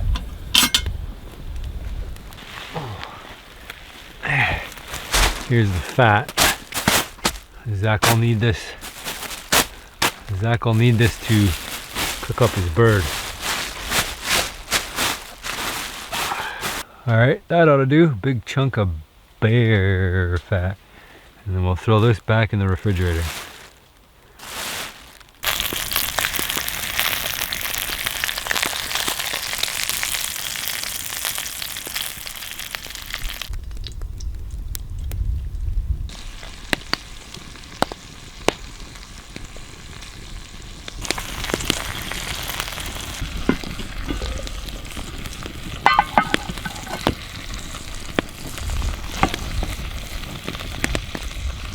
Some adobo.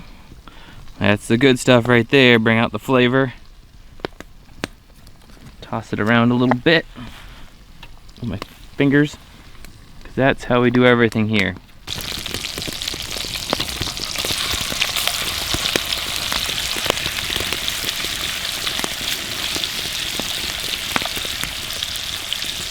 Gonna let that render down and render down. So Zach's saying he's officially done with the beaver meat. I'm gonna do my best on what I can eat. Last night I'm still doing my part to get rid of it. He is doing his part. He's eating. He said he wasn't going to, and then he hummed and hawed and decided to change his mind and eat some.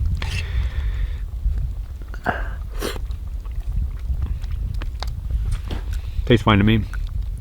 But I was up last night heaving and hawing in the forest, hunched over. So that's probably what I should have done. If I had gotten up and yacked, I wouldn't be like, it wouldn't have lagged on me all day.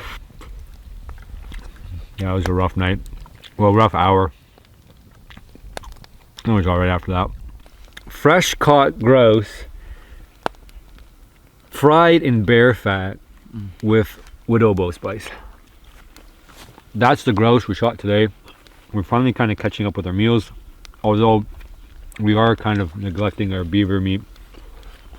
It's hanging around still, but we are working away at our bear fat. You see all bear fat in the bottom? Maybe it's hard to see, but it's all liquidy there. Whatever we don't eat, we'll just add to our other spoils. Alright guys, we're all rigged up. I got old Trusty here, looking for some ducks flying up the gut here. We're at the front of the river. I got my beaver meat here as standard practice. I'm gonna eat my beaver meat and I'm gonna wait for some more food to come my way.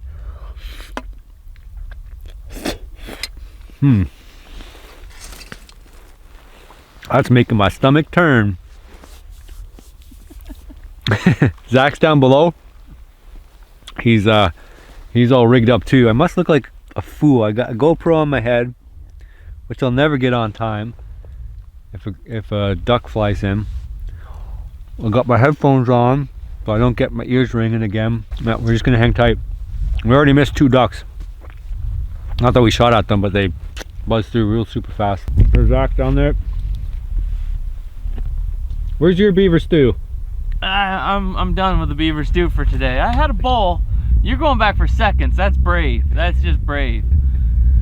So those ducks are flying super fast down here, and then they're gonna go roost up for the night. Alright, I get to eat dessert while I duck hunt. It actually doesn't look bad when you stir it, but it's pretty much looks black on the top. I don't know why it looks black on the top. Hopefully just because of the cast iron. I'm actually not really looking forward to this bite all that much. Oh, it's hot. Nah, it tastes fine. It tastes like bitter apple fat now. My face is a mess. Whew.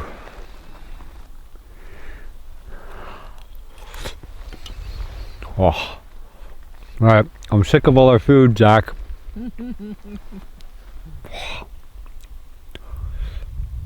That didn't take too long, did it?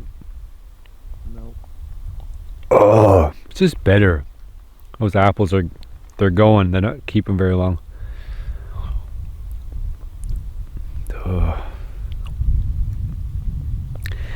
Be a rough go just to live off the land. That's for sure. Day in, day out.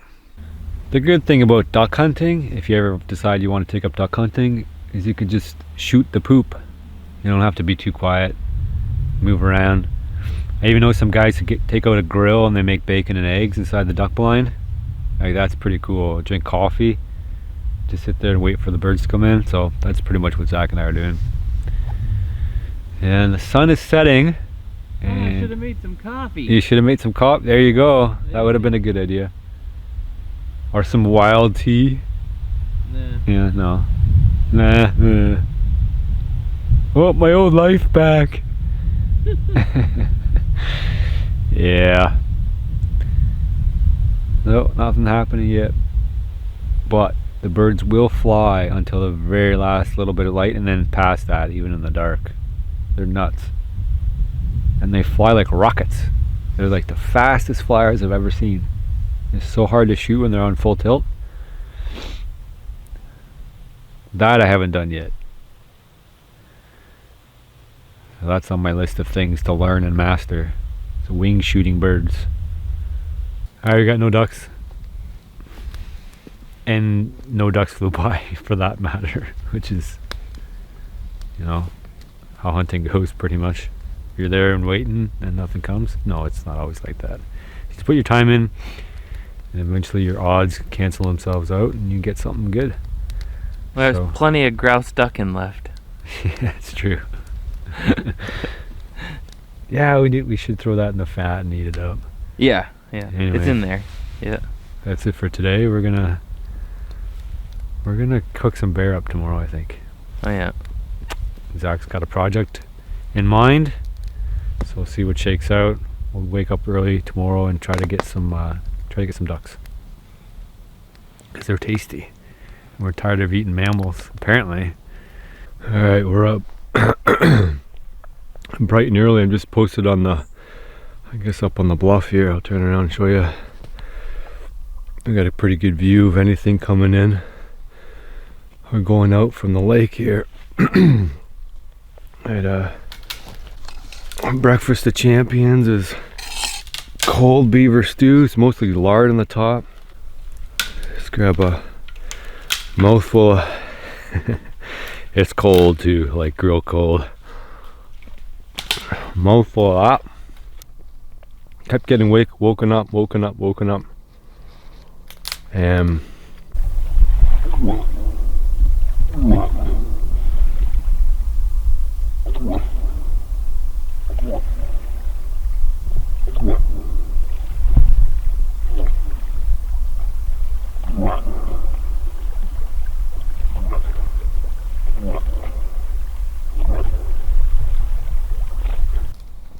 maybe there's an ATV or something with a trailer.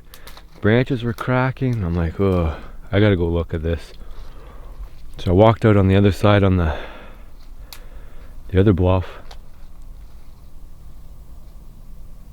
and sure enough, the moose was grunting at me.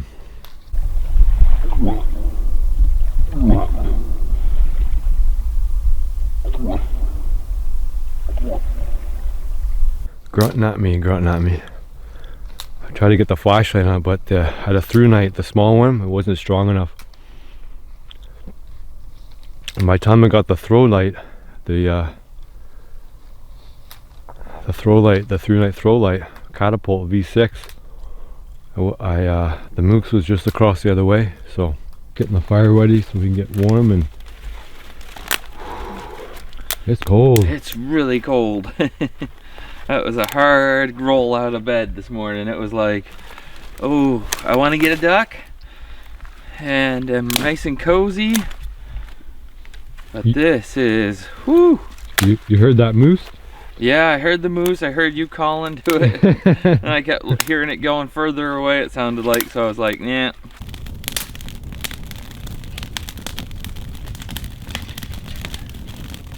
Well, no luck so far on the ducks, but we'll definitely be keeping an eye out, and sometimes they give you a bit of warning. We can just run out and pop them. This is not the best spot in the world for duck and geese. I have another spot in mind, so depending on how things turn out today, it might be our last day at this spot, and we'll move on to a place that has a little bit more of the things we're looking for at this moment in time. Beaver meat with bear fat.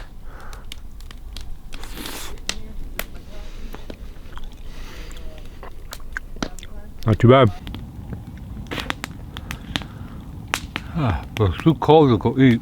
I've been digging through our beaver meat here, fishing out some bear fat. We do have lots of bear fat left, but it's nice to extend it as much as possible. This is pretty fatty right now, fatty protein mess. It's about the perfect consistency to add to a stew. So if you had some potatoes or carrots, throw them in there, some onions, that would be bang on perfect. Just pick the bones up. By now it's already lingered and mellowed and all that good stuff, taking all the bone marrow out of the bones. So on this side over here we have our duck that Zach cooked up yesterday that we didn't finish. Those are those globules of fat. Eat those straight up. That's pretty much our diet. We're eating straight up fat.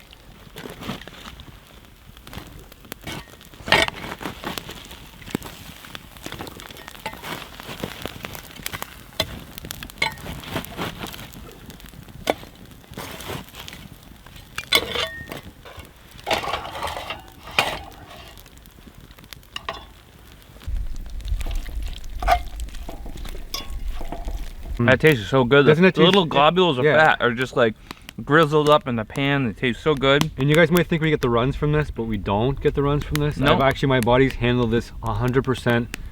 90%. There was one night where I overate, and that was a mistake. So I ended up throwing up a little bit and having the runs, but only slightly. So getting the right ratios is key. And after you go through the adaptive phase, which is you think about 5 or 6 days or something like that. Yeah. And your body's through it, and you're fine. Well, if you drop in the sugars at some point, yeah, you're gonna go through a phase where it's gonna be, you know, not so good on your stomach and things like that, and you're gonna be running to the bushes, using up all your toilet paper, whether it be moss or right? otherwise. But yeah. Zach and I are going to split up. I'm going to go that way. Zach's going to go this way, and we're going to see who can come up with some lunch. Let's see who takes the prize today. Let's see if we can't add some more grouse to our diet. Eating beaver meat is not cutting it. Of course, we do have the bear, but if you don't get a grouse, then that's what we'll be eating. That bear fat's been really crucial to keeping our energy levels up, and I haven't found any issues with eating protein and fat. It's completely sustainable. Find I don't have to eat a ton of volume to be able to stay active. So my digestive system is really attuned to this kind of diet, which I'm really impressed by. I wasn't so sure, but maybe it's just the last 3 years I'm designing my body to be more like our ancestors. Process all the things that our ancestors used to eat.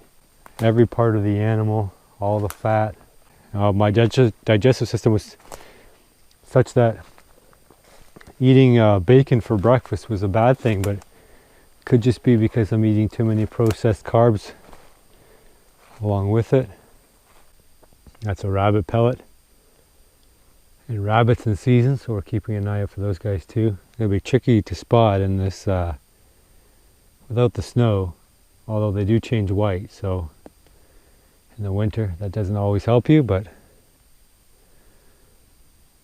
keep an eye out for those guys. They're super camouflaged, and obviously they're in the neighborhood, so we might bump one. They're like grouse, and they rely heavily on their camouflage, preferring to sit rather than run. They're not long distance runners. They don't like to run. They're fast runners, but they prefer not to. It's too bad I don't know my mushrooms better, but my guess is that one. Probably not edible, but I'm not sure. If that's edible, that's a big one. You can always eat it. Sometimes you can only eat it once. I'm really surprised I didn't see anything in here yet. This looks like really, really good habitat. There's lots of moose sign in here. There should be a rabbit in here or a grouse. This is like perfect habitat. You sit long enough in one spot, you start to notice things. That's a fairly fresh rub, probably from the last year. It's definitely, it looks like a deer. And then if I look down here, there's a depression here, and that might have been made by, let's see if we can find the prints. There's a moose hoof in here. A good place for a moose to bed down and hide from everybody. And then if you come over this way a bit more, I see another one. I don't think the moose is laying down here anytime recently. These are all old tracks.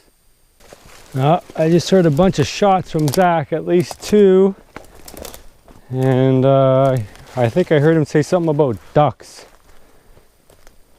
So we'll go have a peek. I came out of the woods at the river and there was a duck, and so I snuck through the brush and came right up on the edge of the river, and he started to move like he might have felt something was up, and boom. And then I think I missed him and he spooked, and I shot him on the wing. He's down, he's right in the river. Let's get him. Cool, let's go. All right. Zach's bird's out there. Are you gonna swim out and get it?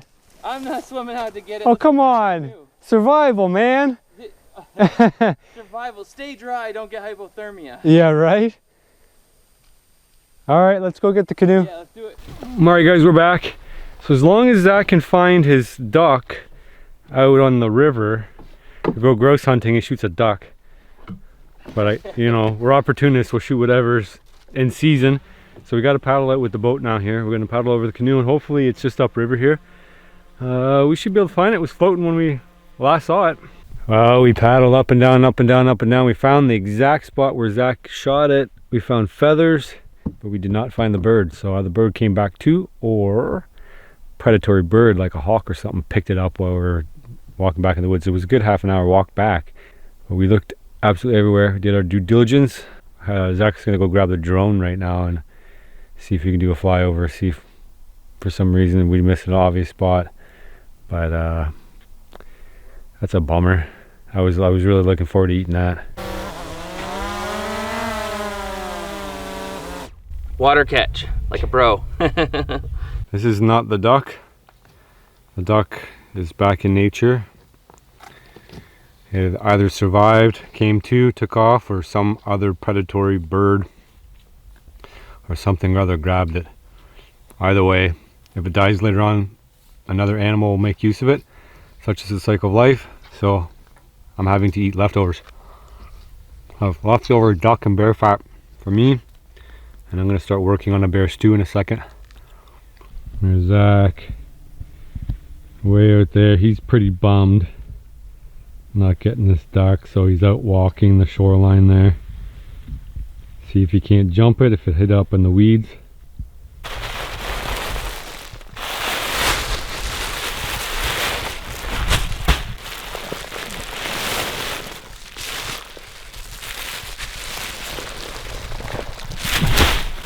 Ooh, that's cold. Super cold. Refrigerator cold. That meat's going to be tenderizing in there, aging real well.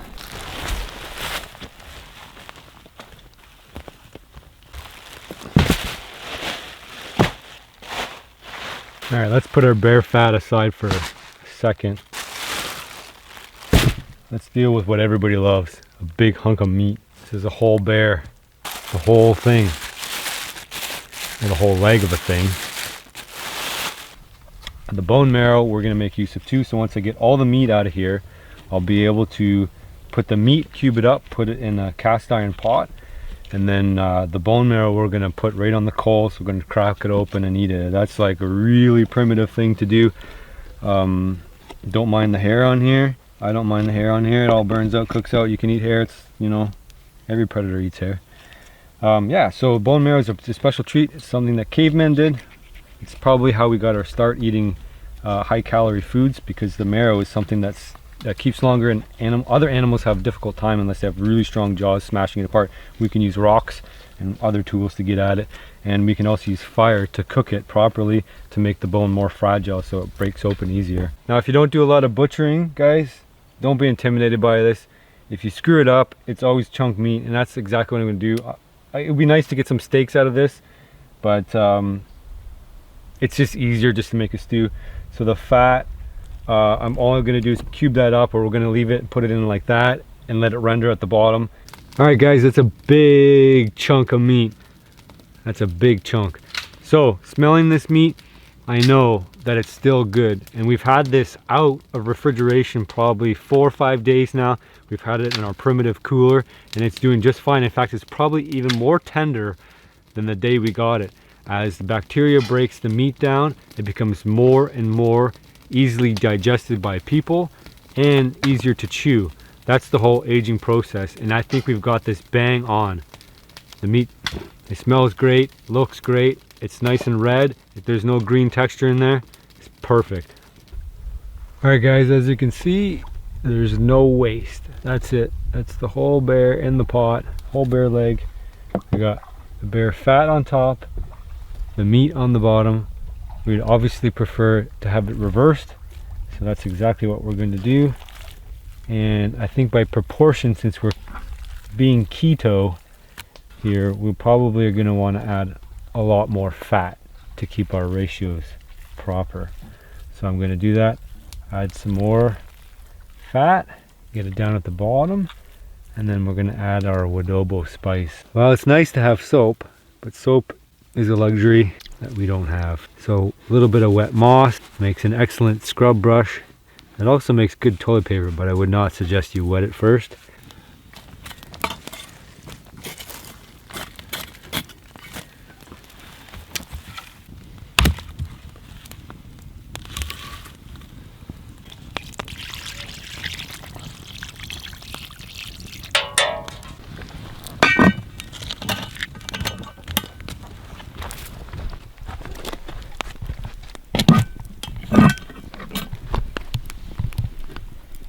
Alright guys, we're just gonna let that do its thing. There's something super important about bear meat, and you have to cook it all the way through. There's no such thing as medium well or rare meat. When in the black bear world, they carry what's called trichinosis, which is a pretty bad parasite. It lives in the flesh of the bear, and it's a cyst in the meat. If and when an animal eats it, such as a human, the cyst will open up inside the stomach, releasing a worm. The worm will burrow through your stomach and intestines, and then will encysst itself in your meat, in your muscle. It's pretty painful. It's flu-like symptoms, and probably the worst thing about it is that the worms stay with you for life. If a zombie eats you, they'll get trichinosis. If another animal eats you, they'll get trichinosis, and bears obviously get it from eating infected meat. It's not the end of the world. You'll probably recover, although if you get enough of them, it feels pretty bad, because think about them. They're burrowing through your muscle tissue. Imagine what that feels like.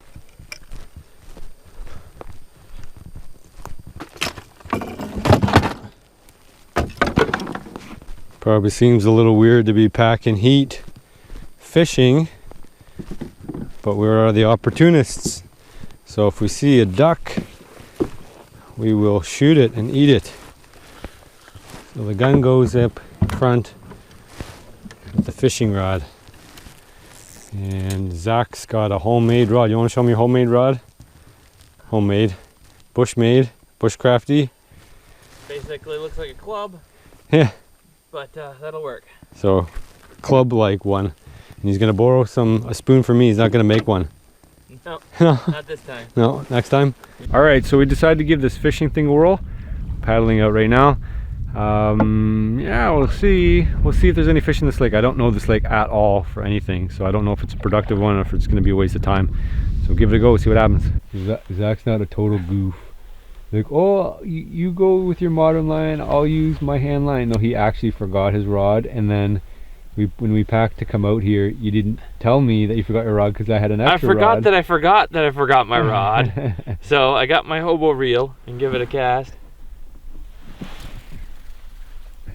It's a good thing we're not depending on fish. If we were in a place that had fish, it would be, I could still probably well, they're all around us. They're all around us jumping. Yeah. You're not catching anything. I don't see you catching any of them. Those fish are still surfacing out here way in the middle. There's one over here. These could be bigger fish. These would probably be rainbow the way they're acting. We got distracted by these little jumping fish, hoping they were actually a little bit bigger. So I don't think we're be catching fish here, Zach. We might have to go someplace else. Sounds like it. Yeah. Feels like it at least. Yeah. Nothing else to do, might as well try to jig it around, see if anything comes of it. Yeah, there's some more fish surfacing over here. You can see the little rings all in here. I wish I knew what they were. Kind of hard to catch when you don't know what they are. It's nice to explore anyway and figure out where we were. We kind of went out to the spot on a whim. I knew there would be grouse and ducks, and I thought there would be more of them, easier to get because we went so far north. We're 7 hours north of where I live, so a little bit on a whim to come out here, and kind of glad I did. Got to see new territory, and maybe one that I'll come back and explore. So look how calm it is. If you guys ever get a chance to come to Canada, just come to Canada for the flat glass-like lake. Looks like we're paddling back in the dark, but that's pretty much standard fare for what we're doing anyway, and we're going to be eating in the dark as well. We'll probably have a couple hours paddle. Build the fire back up or not. I touched the top of the pot and it feels like it's warm, so we could probably eat it, but it's always nice to eat by a warm fire, so I might do that. Just get this fire going a little bit, and then we'll sit down and enjoy our bear stew. Black bear. Alright guys, have a look at that. That looks done to me. What do you think? Yeah, that's pretty fatty. Yeah. That's gonna be rich. Alright, let's plate this up and have a bite. Man, this would be so good if we could add some tubers in there. I think that would be really good. Like maybe, well, if we could find some Jerusalem artichokes, we could throw them in there super easy. Guys, if you ever get a chance, cook bear meat and bear fat. Make some adobo spice. I also add a little bit of seasoning salt because I wanted the meat to break down. A combination of the fat and the salts will make your meat break down, and it'll make it melt in your mouth. Oh dude, you have no idea how good that is. Alright Zach, tell everybody on my channel what you think of bear meat and bear fat. It's so good. It's just... We'll go fix your light. Yeah. It's true. He can't even talk. It's so good. Isn't it? Yeah, no, it just melts in your mouth. The meat is melting in your mouth. Mm-hmm. Hey, good morning guys. We're on day something. I don't know, 5 I think. I think it's morning day 5. And my tent didn't collapse in the wind. We are out of here. I've got, I'm doing hustle pack. So I've got kind of just everything in a mess here loose. I'm gonna throw it all in bags. We have a strong overcast. Strong overcast, could rain anytime. New territory, we're gonna actually escape this mess and not be drenched. I heard one duck fly through, that's it, this morning. We mostly slept in. We're aiming to get out of here as ASAP, but that didn't quite happen. So we're gonna paddle out real quick, and we gotta go to another spot because I think I'll do better there. We wanna catch something, catch some fish, catch some ducks, be more productive than we have been as far as food gathering. We've done okay here in a new area, but not one I scouted, so get what I get. So on to the next part.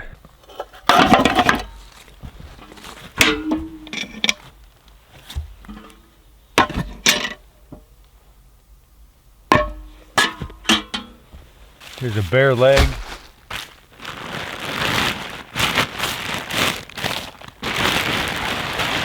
And because this one's all packed together, it's just a mystery bag. But there's a lot of it. Oh.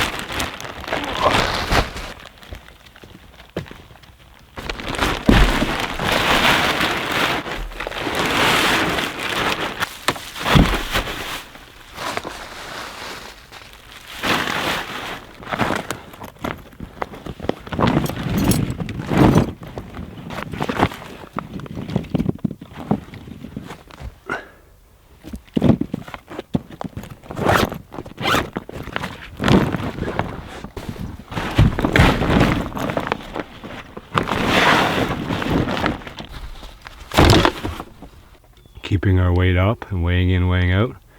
So I'm always making sure that I'm peeing clear so that my cells are always full of water. Well, we're almost packed, ready to hit the road or the river. That's how early people would have traveled a lot of this territory, is by canoe. It's pretty much the highway of the north. It takes you everywhere you need to be. Hammocks don't win any prizes for speed, takedown, and set up, but man, are you comfortable. Yeah. I do like the thing that if it was raining and I took my cover down last, I could be underneath it, pack everything up, and then even like run over, put the stuff in the canoe, take the cover and tarp it, and you're dry. Yeah. you know. I don't know if you guys prefer hammocks or tents. I'm a tent man. Yeah. I don't know if I'll ever change completely to a hammock, but I give a hammock a try in certain places where you can't find a flat spot. I like being flat. So everybody has their own preferences. If you were in not the that you're wrong Everglades or either way. something, Yeah, Everglades, you know? like somewhere you just want to, maybe you can't make a site, you can't cut things, you can't remove things. Like we can make sites wherever we want. So, but there are purposes and places for both things. In my hands, I've got a pretty heavy load of Zach's camera gear and his backpack on my shoulder and a 10-pound camera. I'm trying to film this all.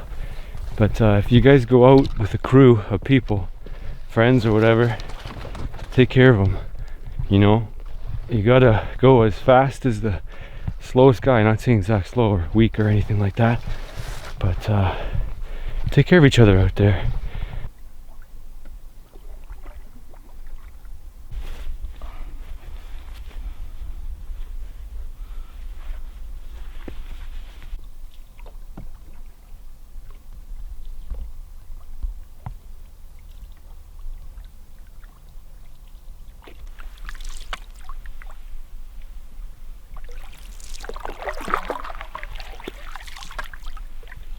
Quiet, isn't it?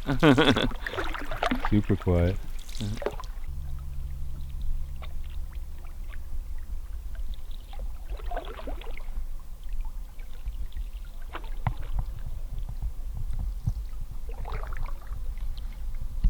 That's a class 0. Class negative 22 rapids. Class negative 4. We got some travel food going here. You're gonna grab out some fat bits and some broth and some meat. You can ride with me up front here. So we're always doing setup and takedown, burning calories all the time, moving our gear all over the place.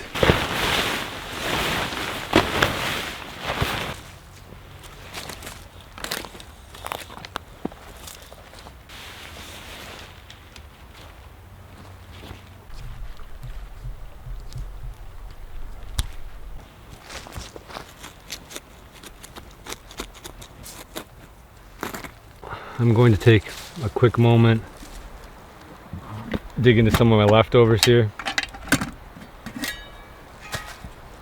I have maybe 6 mouthfuls. I got chunks of fat, chunks of meat. When we were going back, we did some research because I was kind of curious about calorie densities, because it doesn't seem like we're eating a lot of volume. And we calculated, oh, there's a hair in there. A tablespoon of fat, which that may be very close to, is 117 calories, something like that. So that's 250 calories. And you get, 4 on there, and you're talking 300 calories. Do that 10 times, you have your calorie allotment for the day. We figured that Zach ate probably 2,000 calories because he ate the full bowl for lunch. I can't eat a full bowl. I just can't. My body says no. That's good. Okay guys, we're gonna do some fishing here. I got my custom, I don't know, it's a really old Maps number 4. I figured the catfish aren't gonna bite yet anyway, so I might as well try for a pike. So I'm gonna cast in there. All right, let's see if we can get ourselves a fish. Should be lots of fish in here. Lots of water this time. There's some rapids down there? Oh, I just missed one. Oh yeah? I think. Yeah, there's rapids down further too. Well, that happened too fast to catch it on camera. But it's a little smallmouth or a big lure. So that guy's gonna go back. Probably have to be 3 times the size for me to bother with it.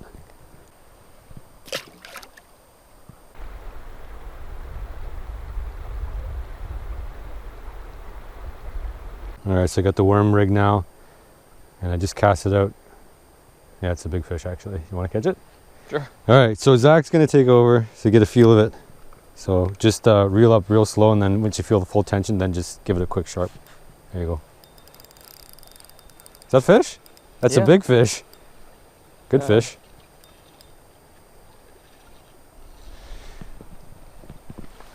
That's a little pike. Oh, it's a big bass. Bigger bass. That's about as big as you get here. If we can land this sucker, there you go. There's your first bass from Canada. Yeah, right? Nice. There you go. See it? Good job. Zach's got his first Canadian bass. That you showed me how to catch. I showed you how to. It doesn't matter. Yeah. Like, I showed you how I to brought catch it in. He's like, here, let me show you something. And which is a technique I've never used. I've caught a lot of fish, but always just because I try a lot, not necessarily because I know what I'm doing exactly. Learn a little bit of something new every day when you hang out with somebody. Good reason to have friends. There you go. All right? Why not? So, yeehaw. So it's not rocket science at all. When you use a worm, I cast out let slack. I want the fish to kind of see it drifting. I'll give it a couple pops, 2, 3, 4 pops. I'll let it sit again on the bottom because the movement alerts the fish. Once it drops to the bottom, then you can, the fish will come and grab it, reel up a little bit to see if there's any tension. That's a fish. Release the tension again to let the fish go off someplace else and swallow it. Once it's swallowed it, reel up again. Feel if there's any tension. If there's tension, then you set the hook. It works all the time with live bait, and it works really well for trout. Now I'll use the same technique and see if I can't replicate that. You can. I think so. Well, I'm pretty doubtful there's a pike in here. Should have bit by now, but a couple more casts and then I'll probably put a hook and worm on and try to get some bait, maybe some fall fish, or maybe actually go cut the bait up, which is our beaver meat. Doesn't hurt to get ready. It's nice to do it before dark. One less thing to worry about. That's gonna be our bait. It's a beaver meat. This is a nuisance beaver that we trap as part of our survival challenge, obviously. And I'm gonna hunk up the meat here. We've been eating beaver meat and bear meat for days and days and days. This meat is it's not something we really want to eat anymore. We could, there's nothing wrong with it. Beaver meat's great, but we're gonna use this meat to trade up, hopefully, to a lot more meat and a different kind of meat. So we're gonna go for some catfish. So all I'm gonna do is hunk off some fresh pieces of meat here. I'm gonna get as much as I think we'll need for the evening. We can fish all through the night. Catfish bite all night. So let's get this hunked up and get ready for the evening bite. That ought to be enough to get us started. Here's our very, very, very simple catfish rig. One trouble, and then from one trouble we go to the other trouble. We're going to put beaver meat from the front to the back. We're going to toss that in and we're going to wait. That's it. There's a good hunk of beaver meat. And the rib meat works pretty good. So I'm just going to try to put 2 treble hooks through on the top hook and 2 treble hooks in the bottom. And the idea with the treble is if you use a single hook for catfish, what'll happen is they'll have to try to catch it on a single hook, and you're trying to hold your bait on the single hook too. So you actually just want the catfish to just grab it like that, the whole thing, and then there's going to be always a couple of hooks. I'm getting hungry looking at the beaver meat. It's ridiculous. But it's bait. Don't eat your bait, guys. Okay, so that's it. We're just going to rig it up like that. We're going to cast it out. Still a little early, but you never know.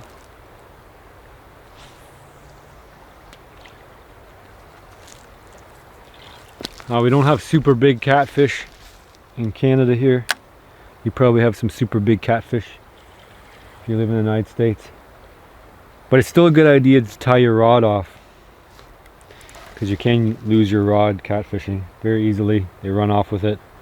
Alright guys, just on cue, right at nightfall, we got a bite. Gonna set the hook here. There we go. Fish. There we go. First catfish. That's a good eater. That's enough to feed both of us, so we're good. We're set, man. There we go. Wow.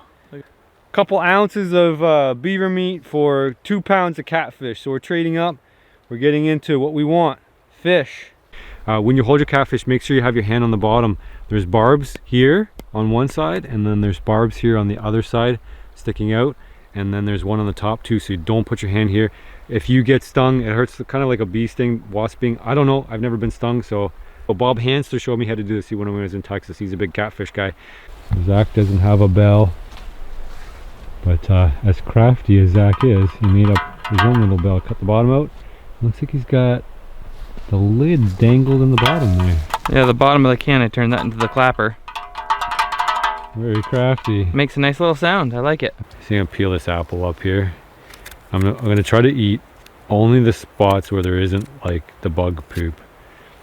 If you guys are just tuning in, you have no idea why I'm eating apples fishing for catfish, but this is like a real legit survival challenge. We've been eating 5 days. Tomorrow's gonna be day number 6. Only wild foods that we collect on the spot. All right, so Zach was snoozing and losing. He's back out there now. But I don't think the fish felt any tension, so he probably will come back. Oh. Fish here now, fish here, and bam, we got him. Fish on, son. You got that net there, Zach? Yep. All right, let's get the net. We went from my line to your line, or your line to my line. Nah, there's lots of fish out here. We'll make it a double header in 2 seconds. Right. Yeah. All right, guys, we're making this look easy. The Wilderness Living Challenge. We're surviving. We're thriving. Forget that. We're not surviving. We're thriving. All right, we gotta play this guy out a little bit. You want to rush him? You don't gotta hustle your fishing. Just keep the tension on. Tension's on. Fish isn't going anywhere. I'll try to keep him down in the water column. You might lose him. There we go. 2 down. 2 down. There we go, guys. That's number 2. All right, we got lines in the water, so I keep on top of my calories. Just as something you do when you're waiting for the fish to bite. Zach's just setting up his line.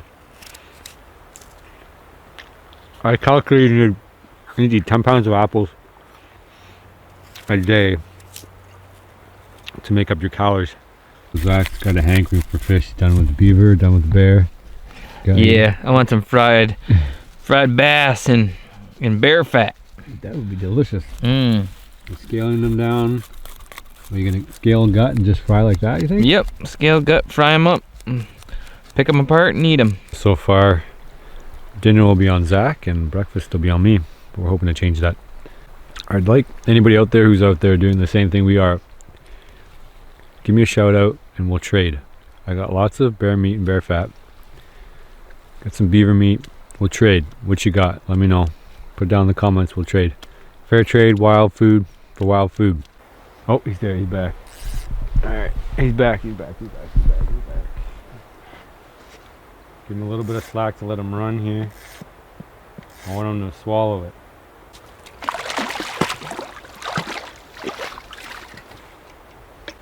There we go. That's 3 for Chris. That's probably the biggest one so far. And I almost lost him because there's a whole mess of rocks out there that they've been wedging us in. Such a pain in the butt. There we go, guys. There's our catfish. There's number 3. So we're gonna maybe cook this guy up probably right on the coals. So we'll see what we decide. That's a good size one. That'll be enough for a good fill, like stomach fill amount of fish. Beauty. Pretty happy to get 3. That's really good. And it's a good size one too. We're gonna clean this up real simply. It's gonna take my knife. I got a Grommet knife, trout and bird. It's good for everything. I'm just gonna go up the gut. I'm gonna pull all the guts out, and then we're gonna put this fish on whole. I'm not even gonna take the head off because we might eat the brain actually. So yeah, that'll be it. Zach's up there building a fire right now. We're gonna let it go nice and high and then burn down to coals. We just throw this meat right on it, and then when it's done and cooked all the way through, we'll pull the skin off, season it, and eat it.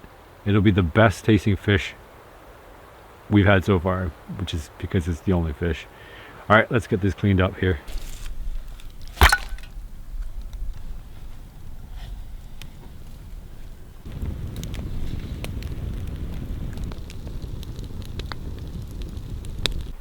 So Zach's up there right now working on the fish and fire and all that stuff. He's gonna do his couple little bass for an appetizer, and then we're gonna do the main course. It's gonna be catfish on the coals. I'm looking forward to that. I'm looking forward to eating something different.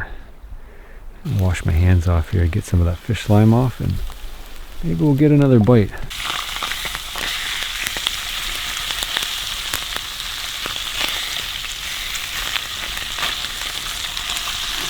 Smells good. The bass is on, frying up in some bear fat with wadobo on them. Am I saying it right? Yep. Wadobo. Wadobo. Wadobo. If you're wondering where the word wadobo came from, it's a fan who actually came up with the idea. He says, stop calling it adobo. It's not exactly adobo. Call it wadobo. I'm like, you got it, buddy. Oh man, that looks so good. Fish meat. Nice. Fried right up in the bear fat. Woo! Falls right apart. All right.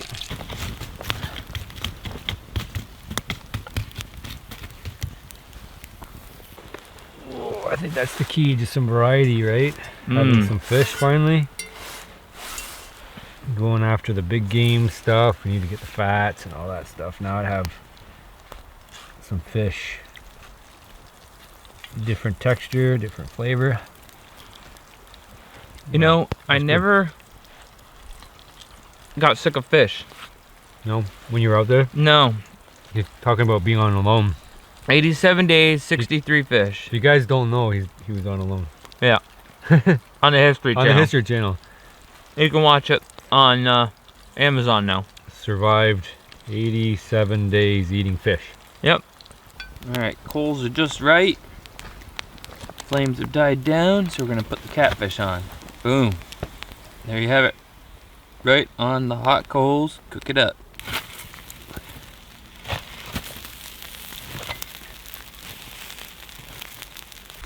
Gotta be done by now. Scoop it out. Serve it up on a rock. How about that?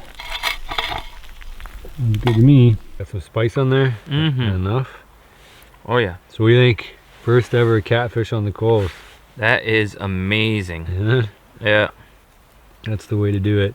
It's so juicy, flaky meat. Hard to describe. It's not like any other fish. It's just got its own juice in it. Yeah. Cooked in the fat, like cooked in the skin like that, it retains its moisture. Doesn't dry out at all. And that's the way to do it. You don't have to fillet it and mess around all that stuff. Just It's such a good meat. It's just drop it on the coals. Yeah, it's good. I don't know why people complain about catfish. I thought it was gonna be like I don't know, boring or something. But no, it's very rich meat. You guys need to go out and do this. If you have to, at least if you live in town and city, go to the go down to the market and get a catfish and give it a try. That's good. Yeah, you're happy we did this? So I was in bed and heard some licking outside my tent. Turns out there's a little trash panda here. Thinks he's smarter than I am, but doesn't realize I can just go and get my gun and give him a shot in the you know what and eat him for breakfast tomorrow morning.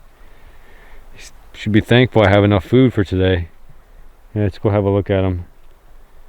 I see you, trash panda. Well, you're gonna go away now, are ya? Here, why don't you say hi to everybody at home? Oh, now you're gonna go away. Come here. No, now he's playing shy all of a sudden. We'll get him to come out. Just give him 10 minutes.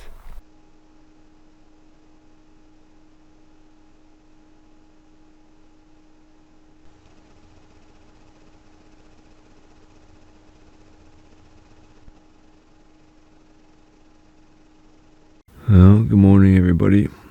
We are on day 6. By the end of the day we'll be completed our 6th day living on just wild foods. I'm feeling bushed. Ooh. It was a late night last night, cooking, eating catfish. We still have 2 catfish left. We had a raccoon in camp last night. Mess around with everything. You know, our pots and pans and all that stuff. We actually saw a bear last night too. I didn't get it on camera. It was across the river. Just a little cub. Feeling lazy, real lazy. But we have to tear down camp again. We fished the catfish out of the spot that we're here and biting, so we are going to go off and look for pike now. That means we have to go to another spot. Of course, we're always looking for other opportunities. There's some hare, snowshoe hare we could get into, some grouse, duck, geese. There's always in the menu, and we're always keeping an eye out as we move around from area to area, and that's what primitive people did.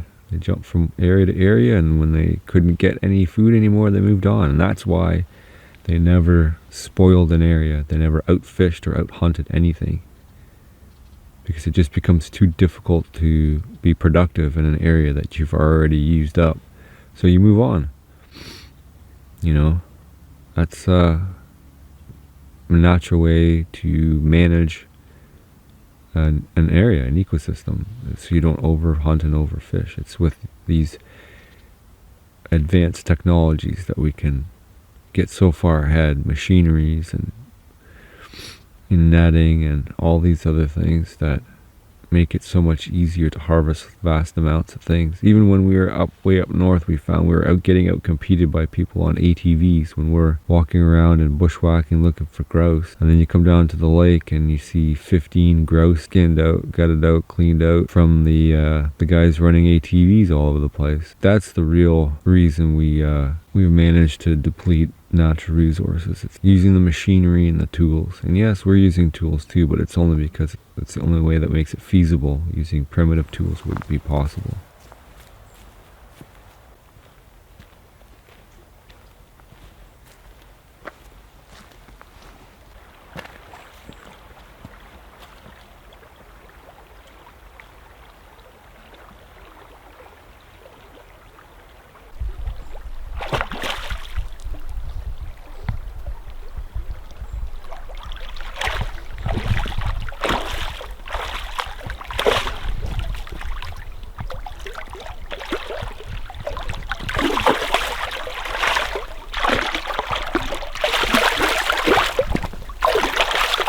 That's our primitive storage technique. We just toss them out there. Unfortunately, you have to keep them alive or else they're going to spoil, go rotten. So that's how I was taught to do as a kid. My dad would string the fish up, and that's how we would keep them from spoiling, keep them fresh. So yeah, that might be it's probably going to be our breakfast, and we're going to contemplate what we're going to do next. We have a few ideas, but change of scenery maybe, or we might just stick it out here. We'll see.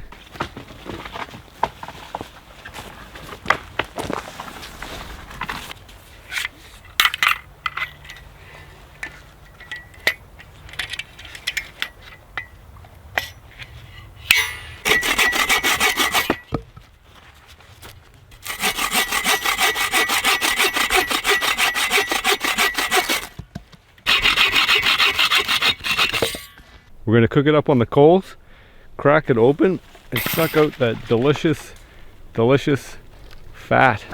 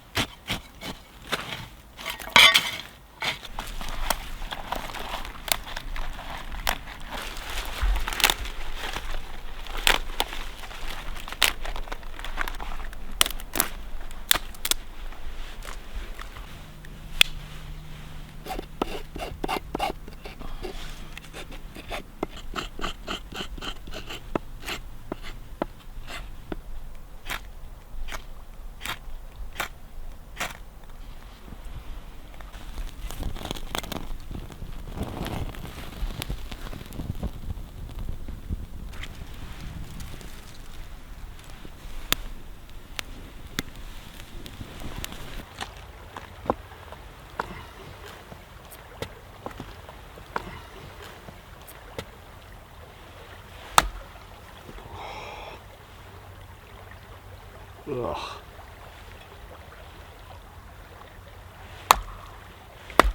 Ah. Dude, I totally got covered. Well, I think it's dead. So we're gonna clean this up pretty simply. We're just gonna go up through the, the poop hole, the anus, all that stuff. And then we're gonna cut off around the front. And then we're just gonna sever the head and that'll be it.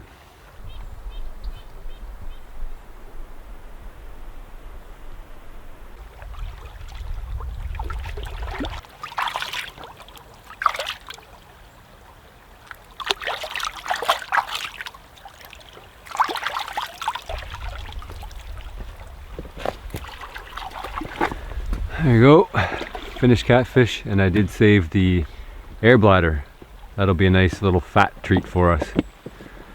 I'll put this on the coals for breakfast.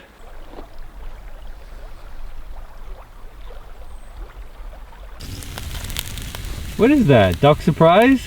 I think it's duck surprise. It's a bear meat, bear fat, and merganser. Delicious. So that's our backup plan if everything fails, which it won't.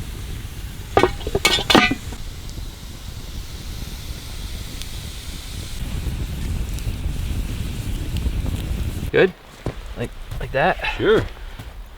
And do Catfish over there? yeah. Looks like the breakfast of champions. They do look a lot like human when they're hanging. A lot of people noticed that on our season 2 when we had the bear hanging. It looks like a person with black boots on. Kinda does. So while I'm waiting for everything to cook, I'm just continuously eating apples, and most of them are rotten. I've probably eaten 20 part apples.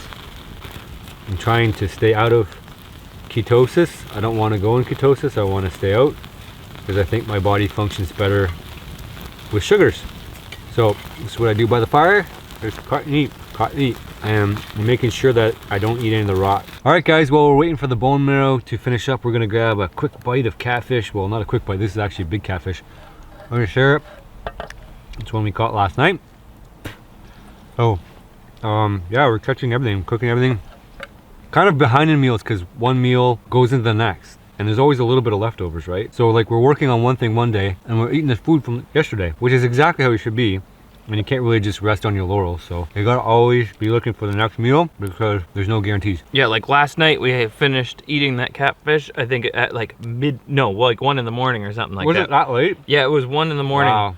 I turned on my phone to check and just to see the time. I'm like, it feels late. Yeah. 1 o'clock in the morning. So catfish on the coals, take the skin off, season it. Most delicious fish I've ever had. I feel like I say that about every meal. Every meal. Every meal. This is the most delicious thing I've ever had. It gets better and better. I think that's the beauty of living off wild food when you're out there doing that.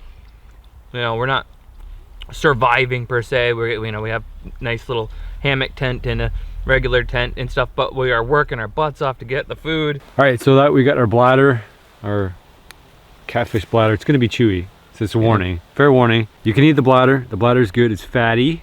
It's what makes the fish float, but it's chewy. Yeah. It's really chewy. So ready? 1, 2, 3, go.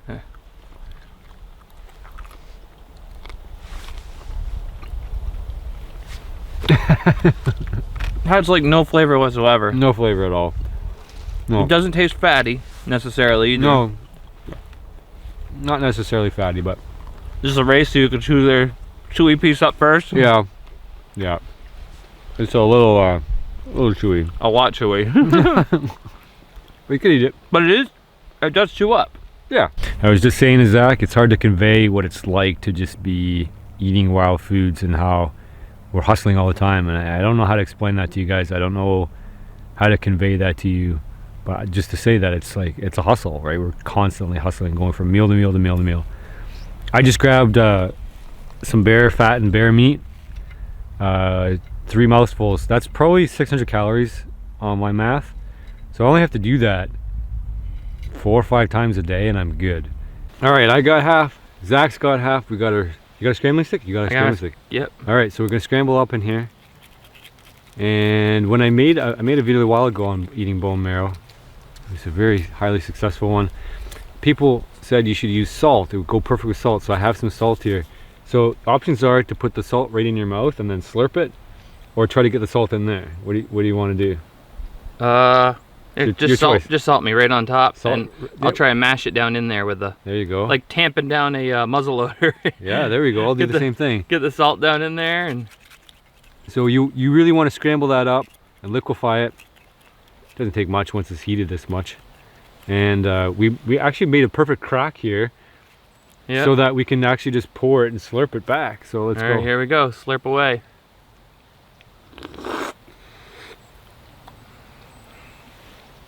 A little salty, but yeah, fatty. That's good. People are primitive people are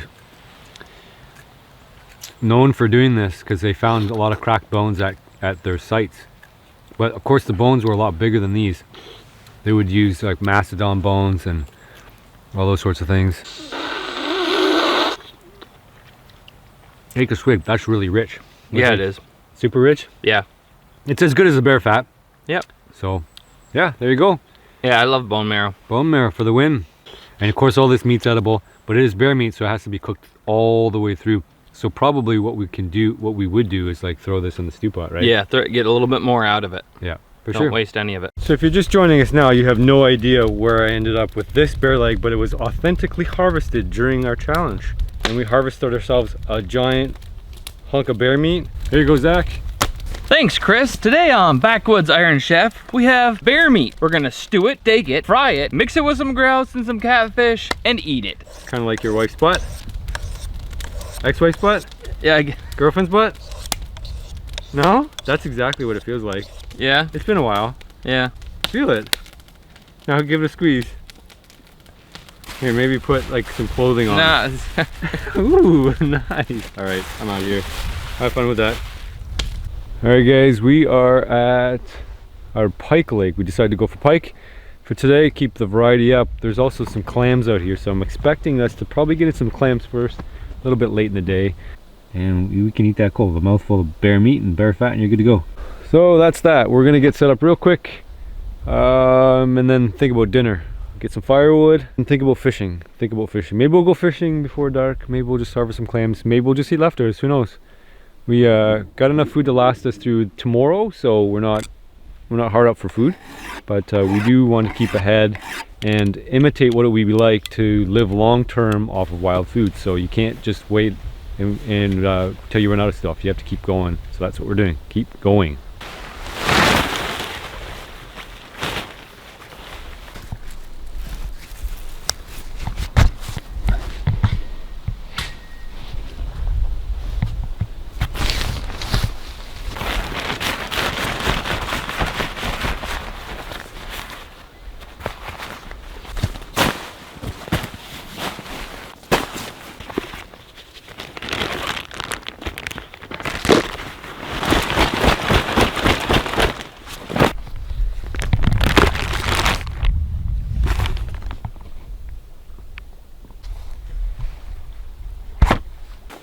It's my thermal rest.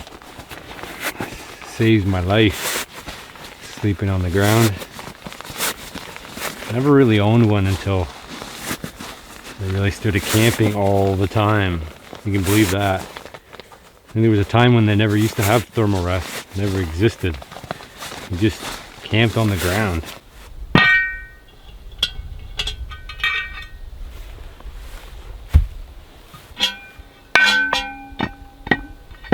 How many of you guys you think could eat this for days on end? It's a piece of bear fat and a piece of bear meat. Very calorie dense. Combine the two with cold. Let the fat melt in your mouth. I find the way I go, it's actually better for me to eat with about 300 calories or 400 calories every couple of hours rather than eat what you would consider a meal till you're full kind of deal. Early in the challenge I did get kind of sick from eating too much volume out at the same time, but I'm finding no issues at all, just pecking away at this every couple hours as I feel hungry.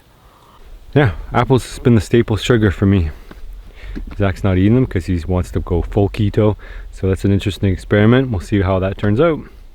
So before I started the challenge, I did a calculation of how many apples I would have to eat if I just ate apples. And it turns out it was 10 pounds of apples every day to make about 2,500 calories. If you think you could eat 10 pounds of apples in a day, you'd be all set. You just go collect from apple tree. But of course you need a good supply of apples to be able to do that. And as you know, apples are seasonal just like everything else. And because they're seasonal and because they're in season in the fall when I need them to be, this is a staple for me.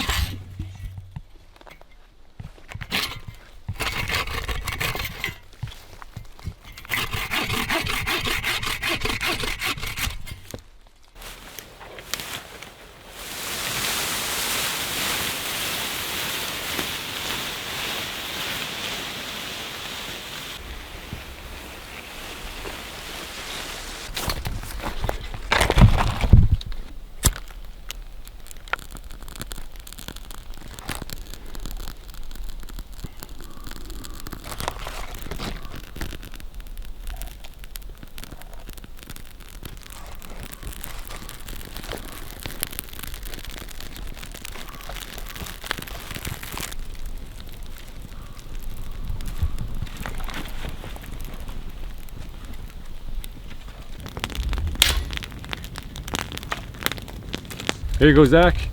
There it is. How's that look? Awesome.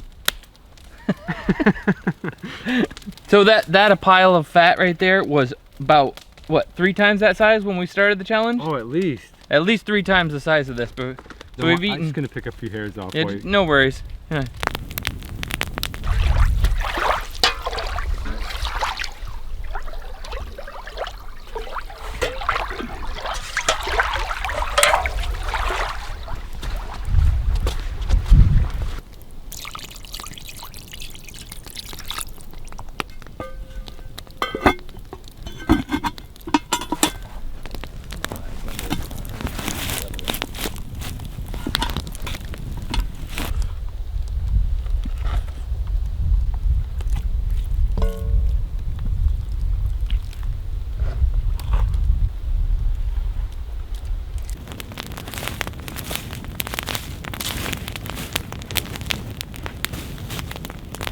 That's the fat there.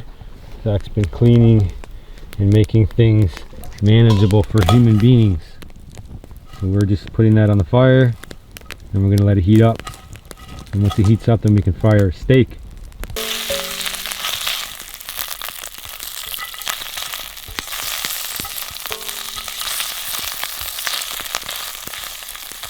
So we got a bit of rain coming in now, but most of the hard work is done as far as the steaks go. I'm going to show you the cracklings. You can probably hear them popping. This is how you render down fat. This is probably the right way. If we were super well organized, we probably would have done this before we started, and then rendered it, filtered it, and put it in glass jars, mason jars, you know, homesteading style. And then we could have pulled it out anytime we wanted. We could have just taken a spoonful and not have to chew it and melt and swallow it, breaking down all the tissue. So you can hear those cracklings popping right now. I'm going to show you what it looks like. See, there you go. That's not water on the bottom. That is liquefied bear fat. And then what you have left is the cracklings. Now you can still eat the cracklings. There's nothing wrong with those. And we will. But we did want to render that fat down, so we put that steak in there. It's going to sizzle and cook instantly. And the rest is going to be stew. That didn't end up as a steak. So we got, it's interesting to see the ratio, probably 60% fat and 40% protein on the other side, maybe a little higher than that. And that's the right ratio you want to be if you're doing keto. And we have our bone and our steak. So the steak's going to get fried. The bone's going to get cut off and added to the stew because there's marrow in there. Zach's just working with his little tiny, oh no, you got a big knife now. You had a little tiny knife.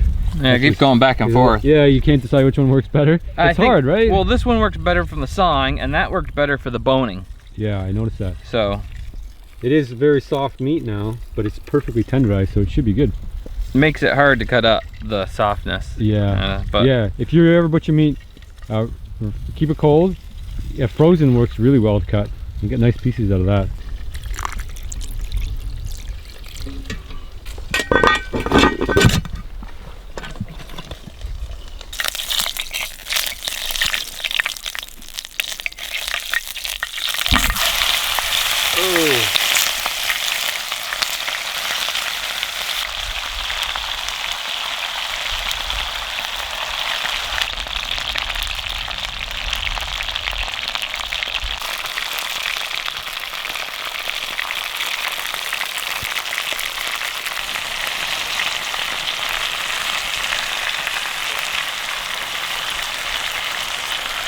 Guys, we intended to go pike fishing, we intended to get some clams, and obviously none of that happened.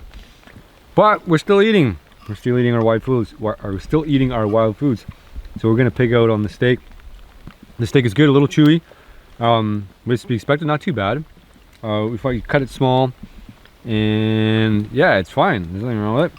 So this bear meat, you have to cook it well always. It carries a parasite, and if you don't cook it well, you can get the parasite yourself, and you can live with it forever. It's not going to kill you, but it doesn't feel too pleasant. Working its way through your muscle tissue. Yay. So yay, yeah. So no red, no pink, no medium rare. Well done. What do you think, Zach? Good?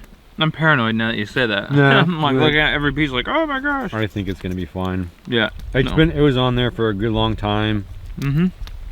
It's only got to reach 180 degrees, I think, is the minimum temperature, but don't quote me on that. Do your own research and err on the side of caution. So we're dipping this right in the fat, chopping it up so it's dripping. That fat dripping off. You are. I didn't get over there. Get in. Yeah, keeping in on this. Keeping our calories up.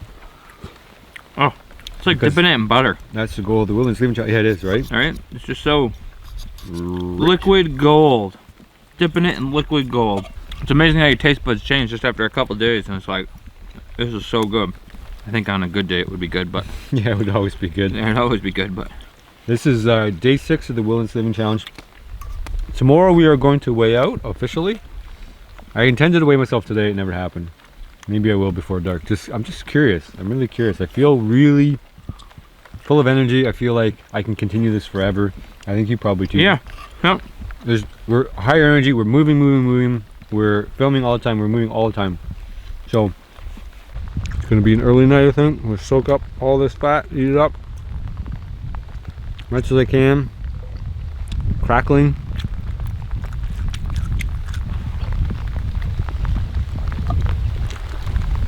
Another crackling.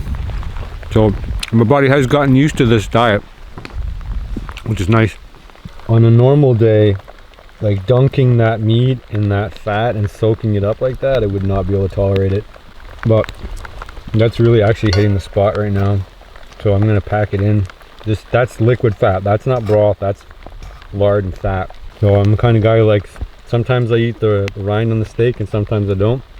And if I do, sometimes I pay the price for it. This is wilderness living. This is what it looks like. Alright guys, it's raining now, so that's going to be it for today. I'm going to put the camera away. I'll see you guys in the morning. We're going to go probably catch some clams and some pike. And then we're going to round out the Wilderness Living Challenge season number 4. So you got to stay tuned if you want to figure out what we weigh at the end. It's going to be crucial. Find out if we not only survived, but thrived.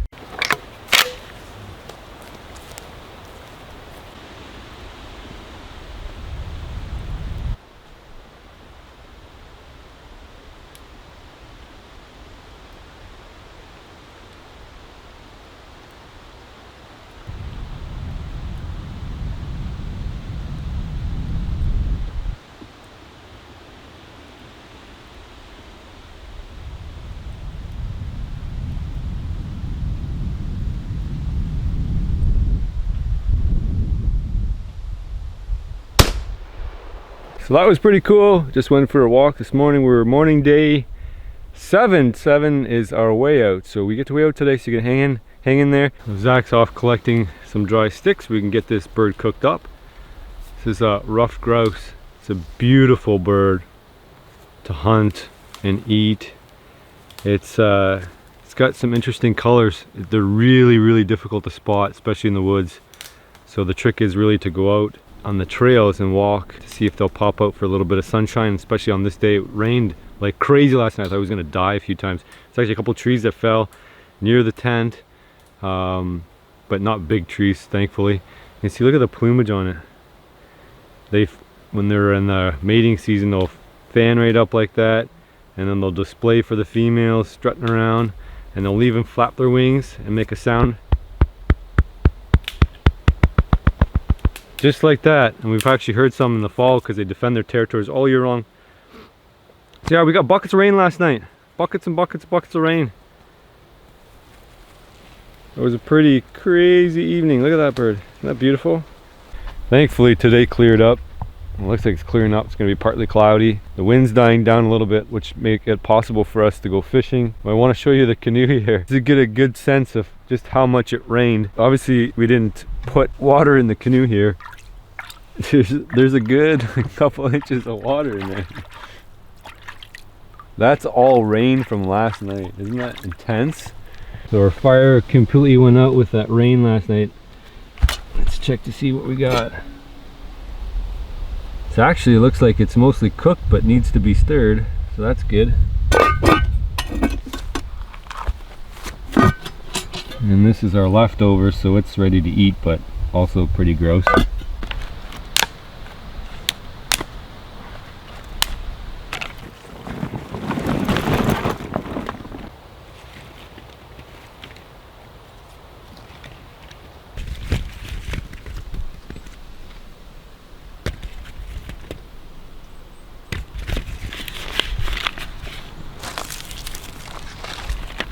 Pretty damp.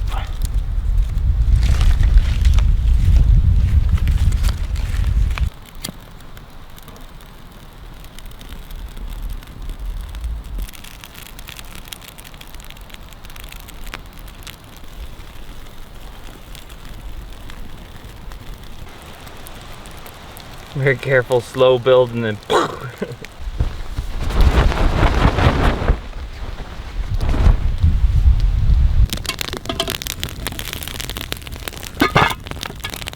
Hey guys, so on the menu we actually have some fresh meat. We have a grouse from a few, well, it's not fresh, but it's fresh-ish. Not cooked yet anyway, not recooked. Grouse, Zach collected and identified some chanterelles because I know nothing about mushrooms. That's my weakness and I'm working on it. And we have some leftover bear fat and cracklings. So obviously that is going to go into that with the mushrooms. And we have a delicious catfish that hasn't been cooked yet either. This is about keeping our weight up. We've weighed in at the beginning and they're going to weigh out at the end. And the goal is to gain or maintain our body weight. It's pretty simple, pretty straightforward. But there's a lot of moving parts and you have to know a lot of things about your diet and what it takes to keep a human being alive and rocking day in, day out. And it's a lot different than what you think. It's not a grocery store out here. We got some rain coming in again. It's kind of typical for the fall here. Zach's hacking and slacking and butchering and cooking and all that stuff. So I'm on fire duty. I'm gonna clean up the pans. I'm gonna get them all ready. He's working on the catfish right now, and then yeah, get some fresh grease out of the pot here. I'll show you the pot. Check this out. All right, so we're gonna use some freshy stuff. I don't know, maybe 10 scoops of this, something like that. We want to get a good base. The rest will turn into cracklings, so we can eat the cracklings too.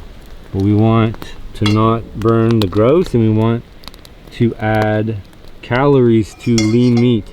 The catfish isn't super lean, but it is, you can obviously richen everything up, and the idea is to eat just tons and tons and tons of fat, as we learn. A whole bear's worth of fat, in fact.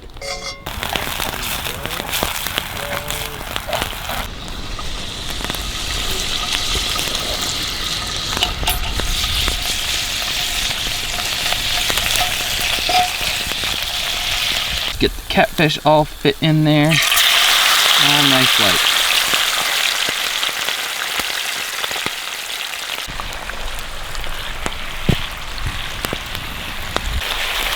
Alright, that's the works now. We got fish on the bottom, catfish on the bottom, we got grouse on the top, we got the chanterelles mixed in there now.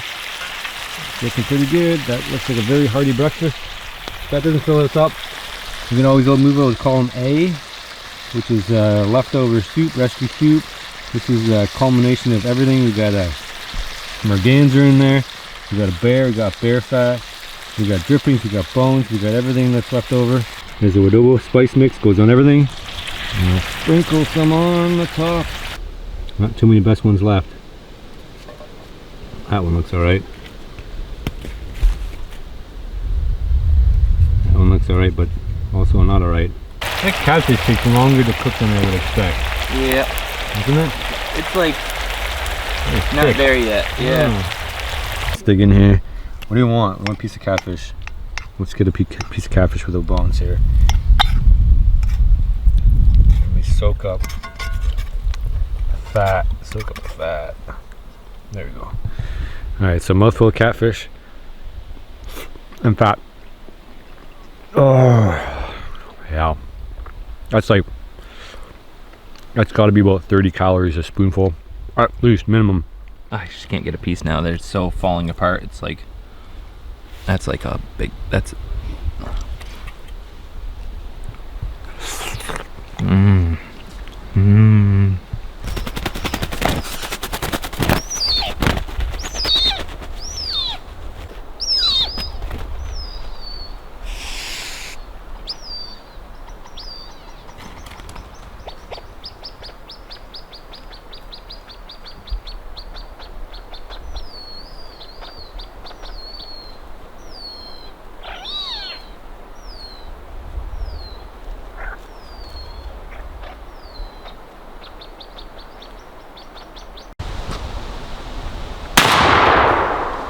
Got him.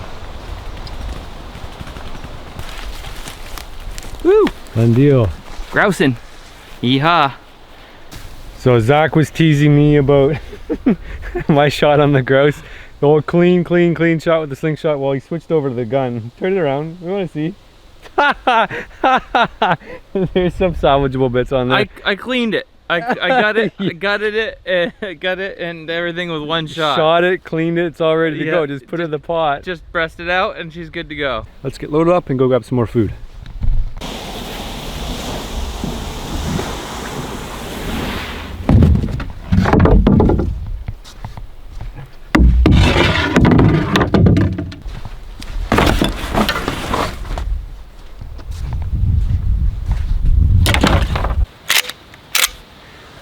Remington 870 Express.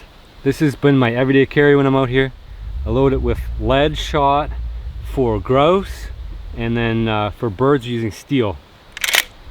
It rides shotgun in the front of the canoe just in case I see a duck or a goose that's stupid enough to let us get close.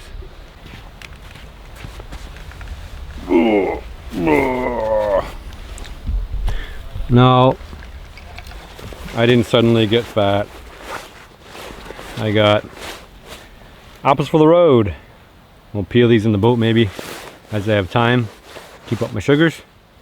Try to pick the best ones. I think I got a few good ones. All right, let's load up.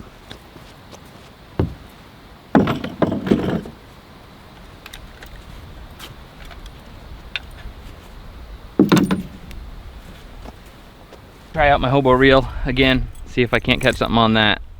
Cool, that'll be a feat. You can do it. Easier than catching a trout with it. Probably. Maybe. Especially because we have a canoe. Kind of equalizes things. I've caught trout on this. Yeah, it's just a matter of the right location, right? Yep. Gotta get it right in the right spot, right in front of the fish. Mm-hmm. So we're gonna paddle down here. I'm gonna find I know where there's a sandy bay where the pike like to hang out at. It's at the far end of the lake, so we're going to use the wind. It's going to push us all the way down to the end, and then we'll have to fight the wind on the way back, hopefully with some fish in hand to make it all worthwhile.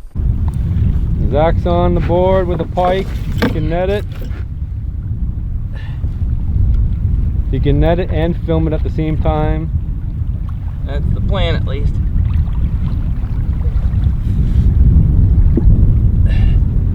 Alright, my first pike. You can grab it by the back of the head. You want to try that, or? I think I got it netted right here. Boom! There you go. Nailed it. Little pike, but we're gonna eat it. Little pike. Pretty nasty out here. That's 1-to-1. It's not a competition. Nope. No. Mine's bigger. We're on the same team. We're on the team. Letting that one go is a little on the tiny side.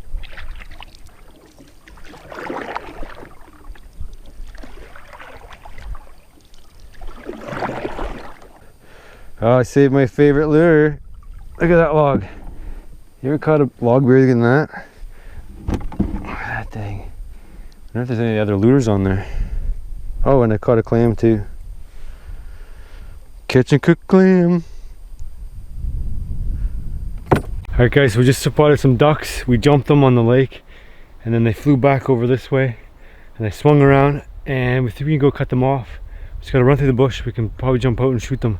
Let's get a gun and let's get going. So we crawled up in the bushes. And Zach's trying to find ducks that we saw. We tried to circle back around and get them.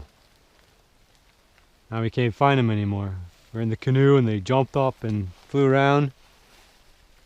We thought we could cut them off from the bush and jump out and shoot at them, but now we can't find them anymore.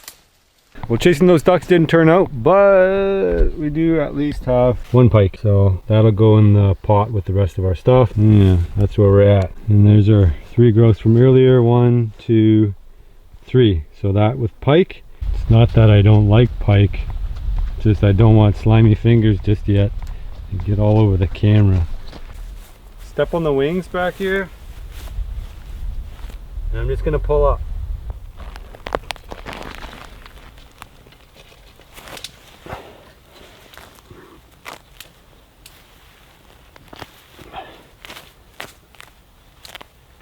And if it works out as planned, then you end up with the best part of the grouse, which is, looks like a big heart, but is actually the breast meat. So all we do is cut the wings off, and we're gonna fry that up in bear fat, as always.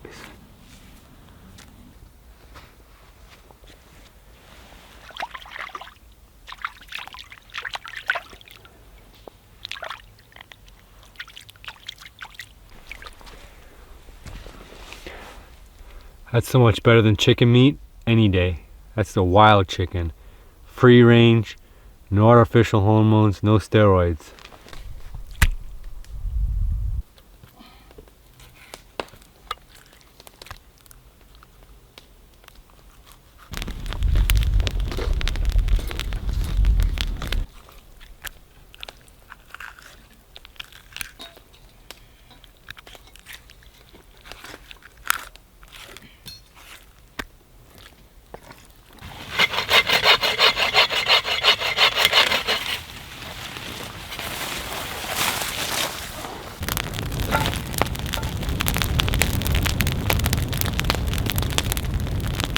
We've been cooking a lot in this bear fat cracklings. My body's now adjusted and attuned to actually eating pure fat, where I couldn't do before. And my body loves it too. So that is ready to go. That's a lot of meat. We might need more fat to mix in with that. So column A goes in column B.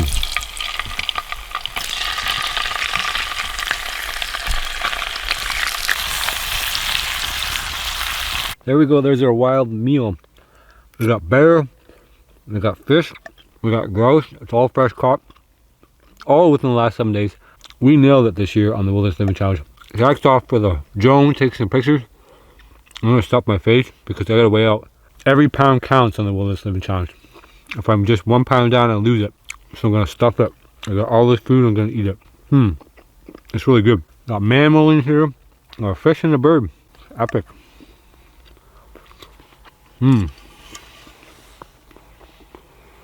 That's really good. Stuff it in there because we're weighing out. We missed. Alright, grouse. Good. It's all good. Yep.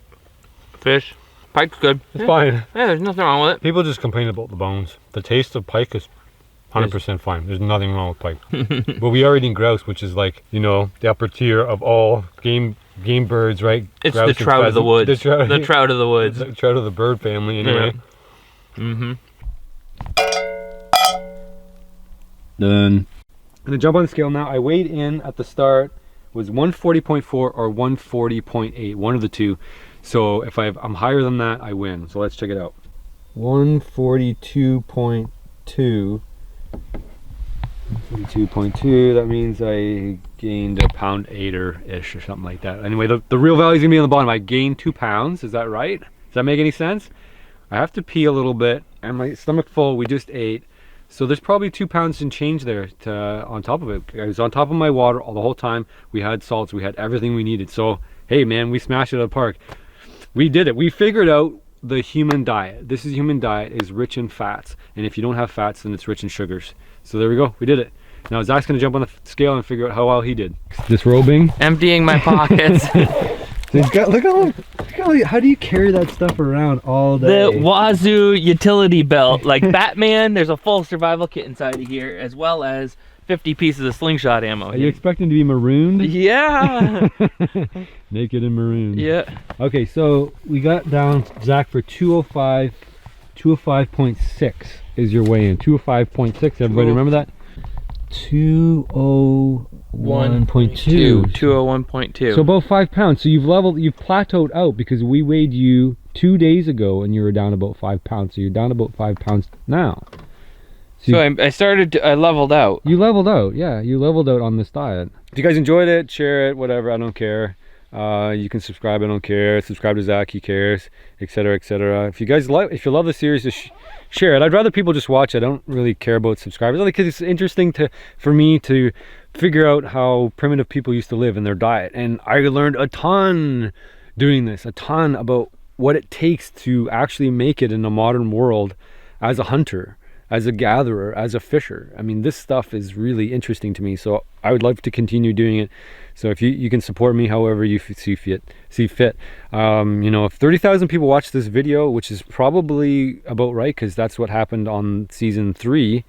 If you guys all shared it, 30,000 people sharing it just on their Facebook, even to people who don't even aren't interested in it, they might be interested in it, because I think it's cool, and I think other people think it's cool too. So yeah, you do. So Zach's all the way up from Maine. It's very cool. Zach's from Maine, so it's his first big trip to Canada, I guess, right? Yes. Yeah. Big trip. Next time we're going somewhere tropical. Oh, see, we've already got plans. We've been thinking. So we'll see Zach again, and we're even talking about marketing the Wadobo spice. So that may or may not happen. We'll see. We're working on it. If it did happen, it's linked below in the Yeah, description. right? Yeah. All right, guys. See ya.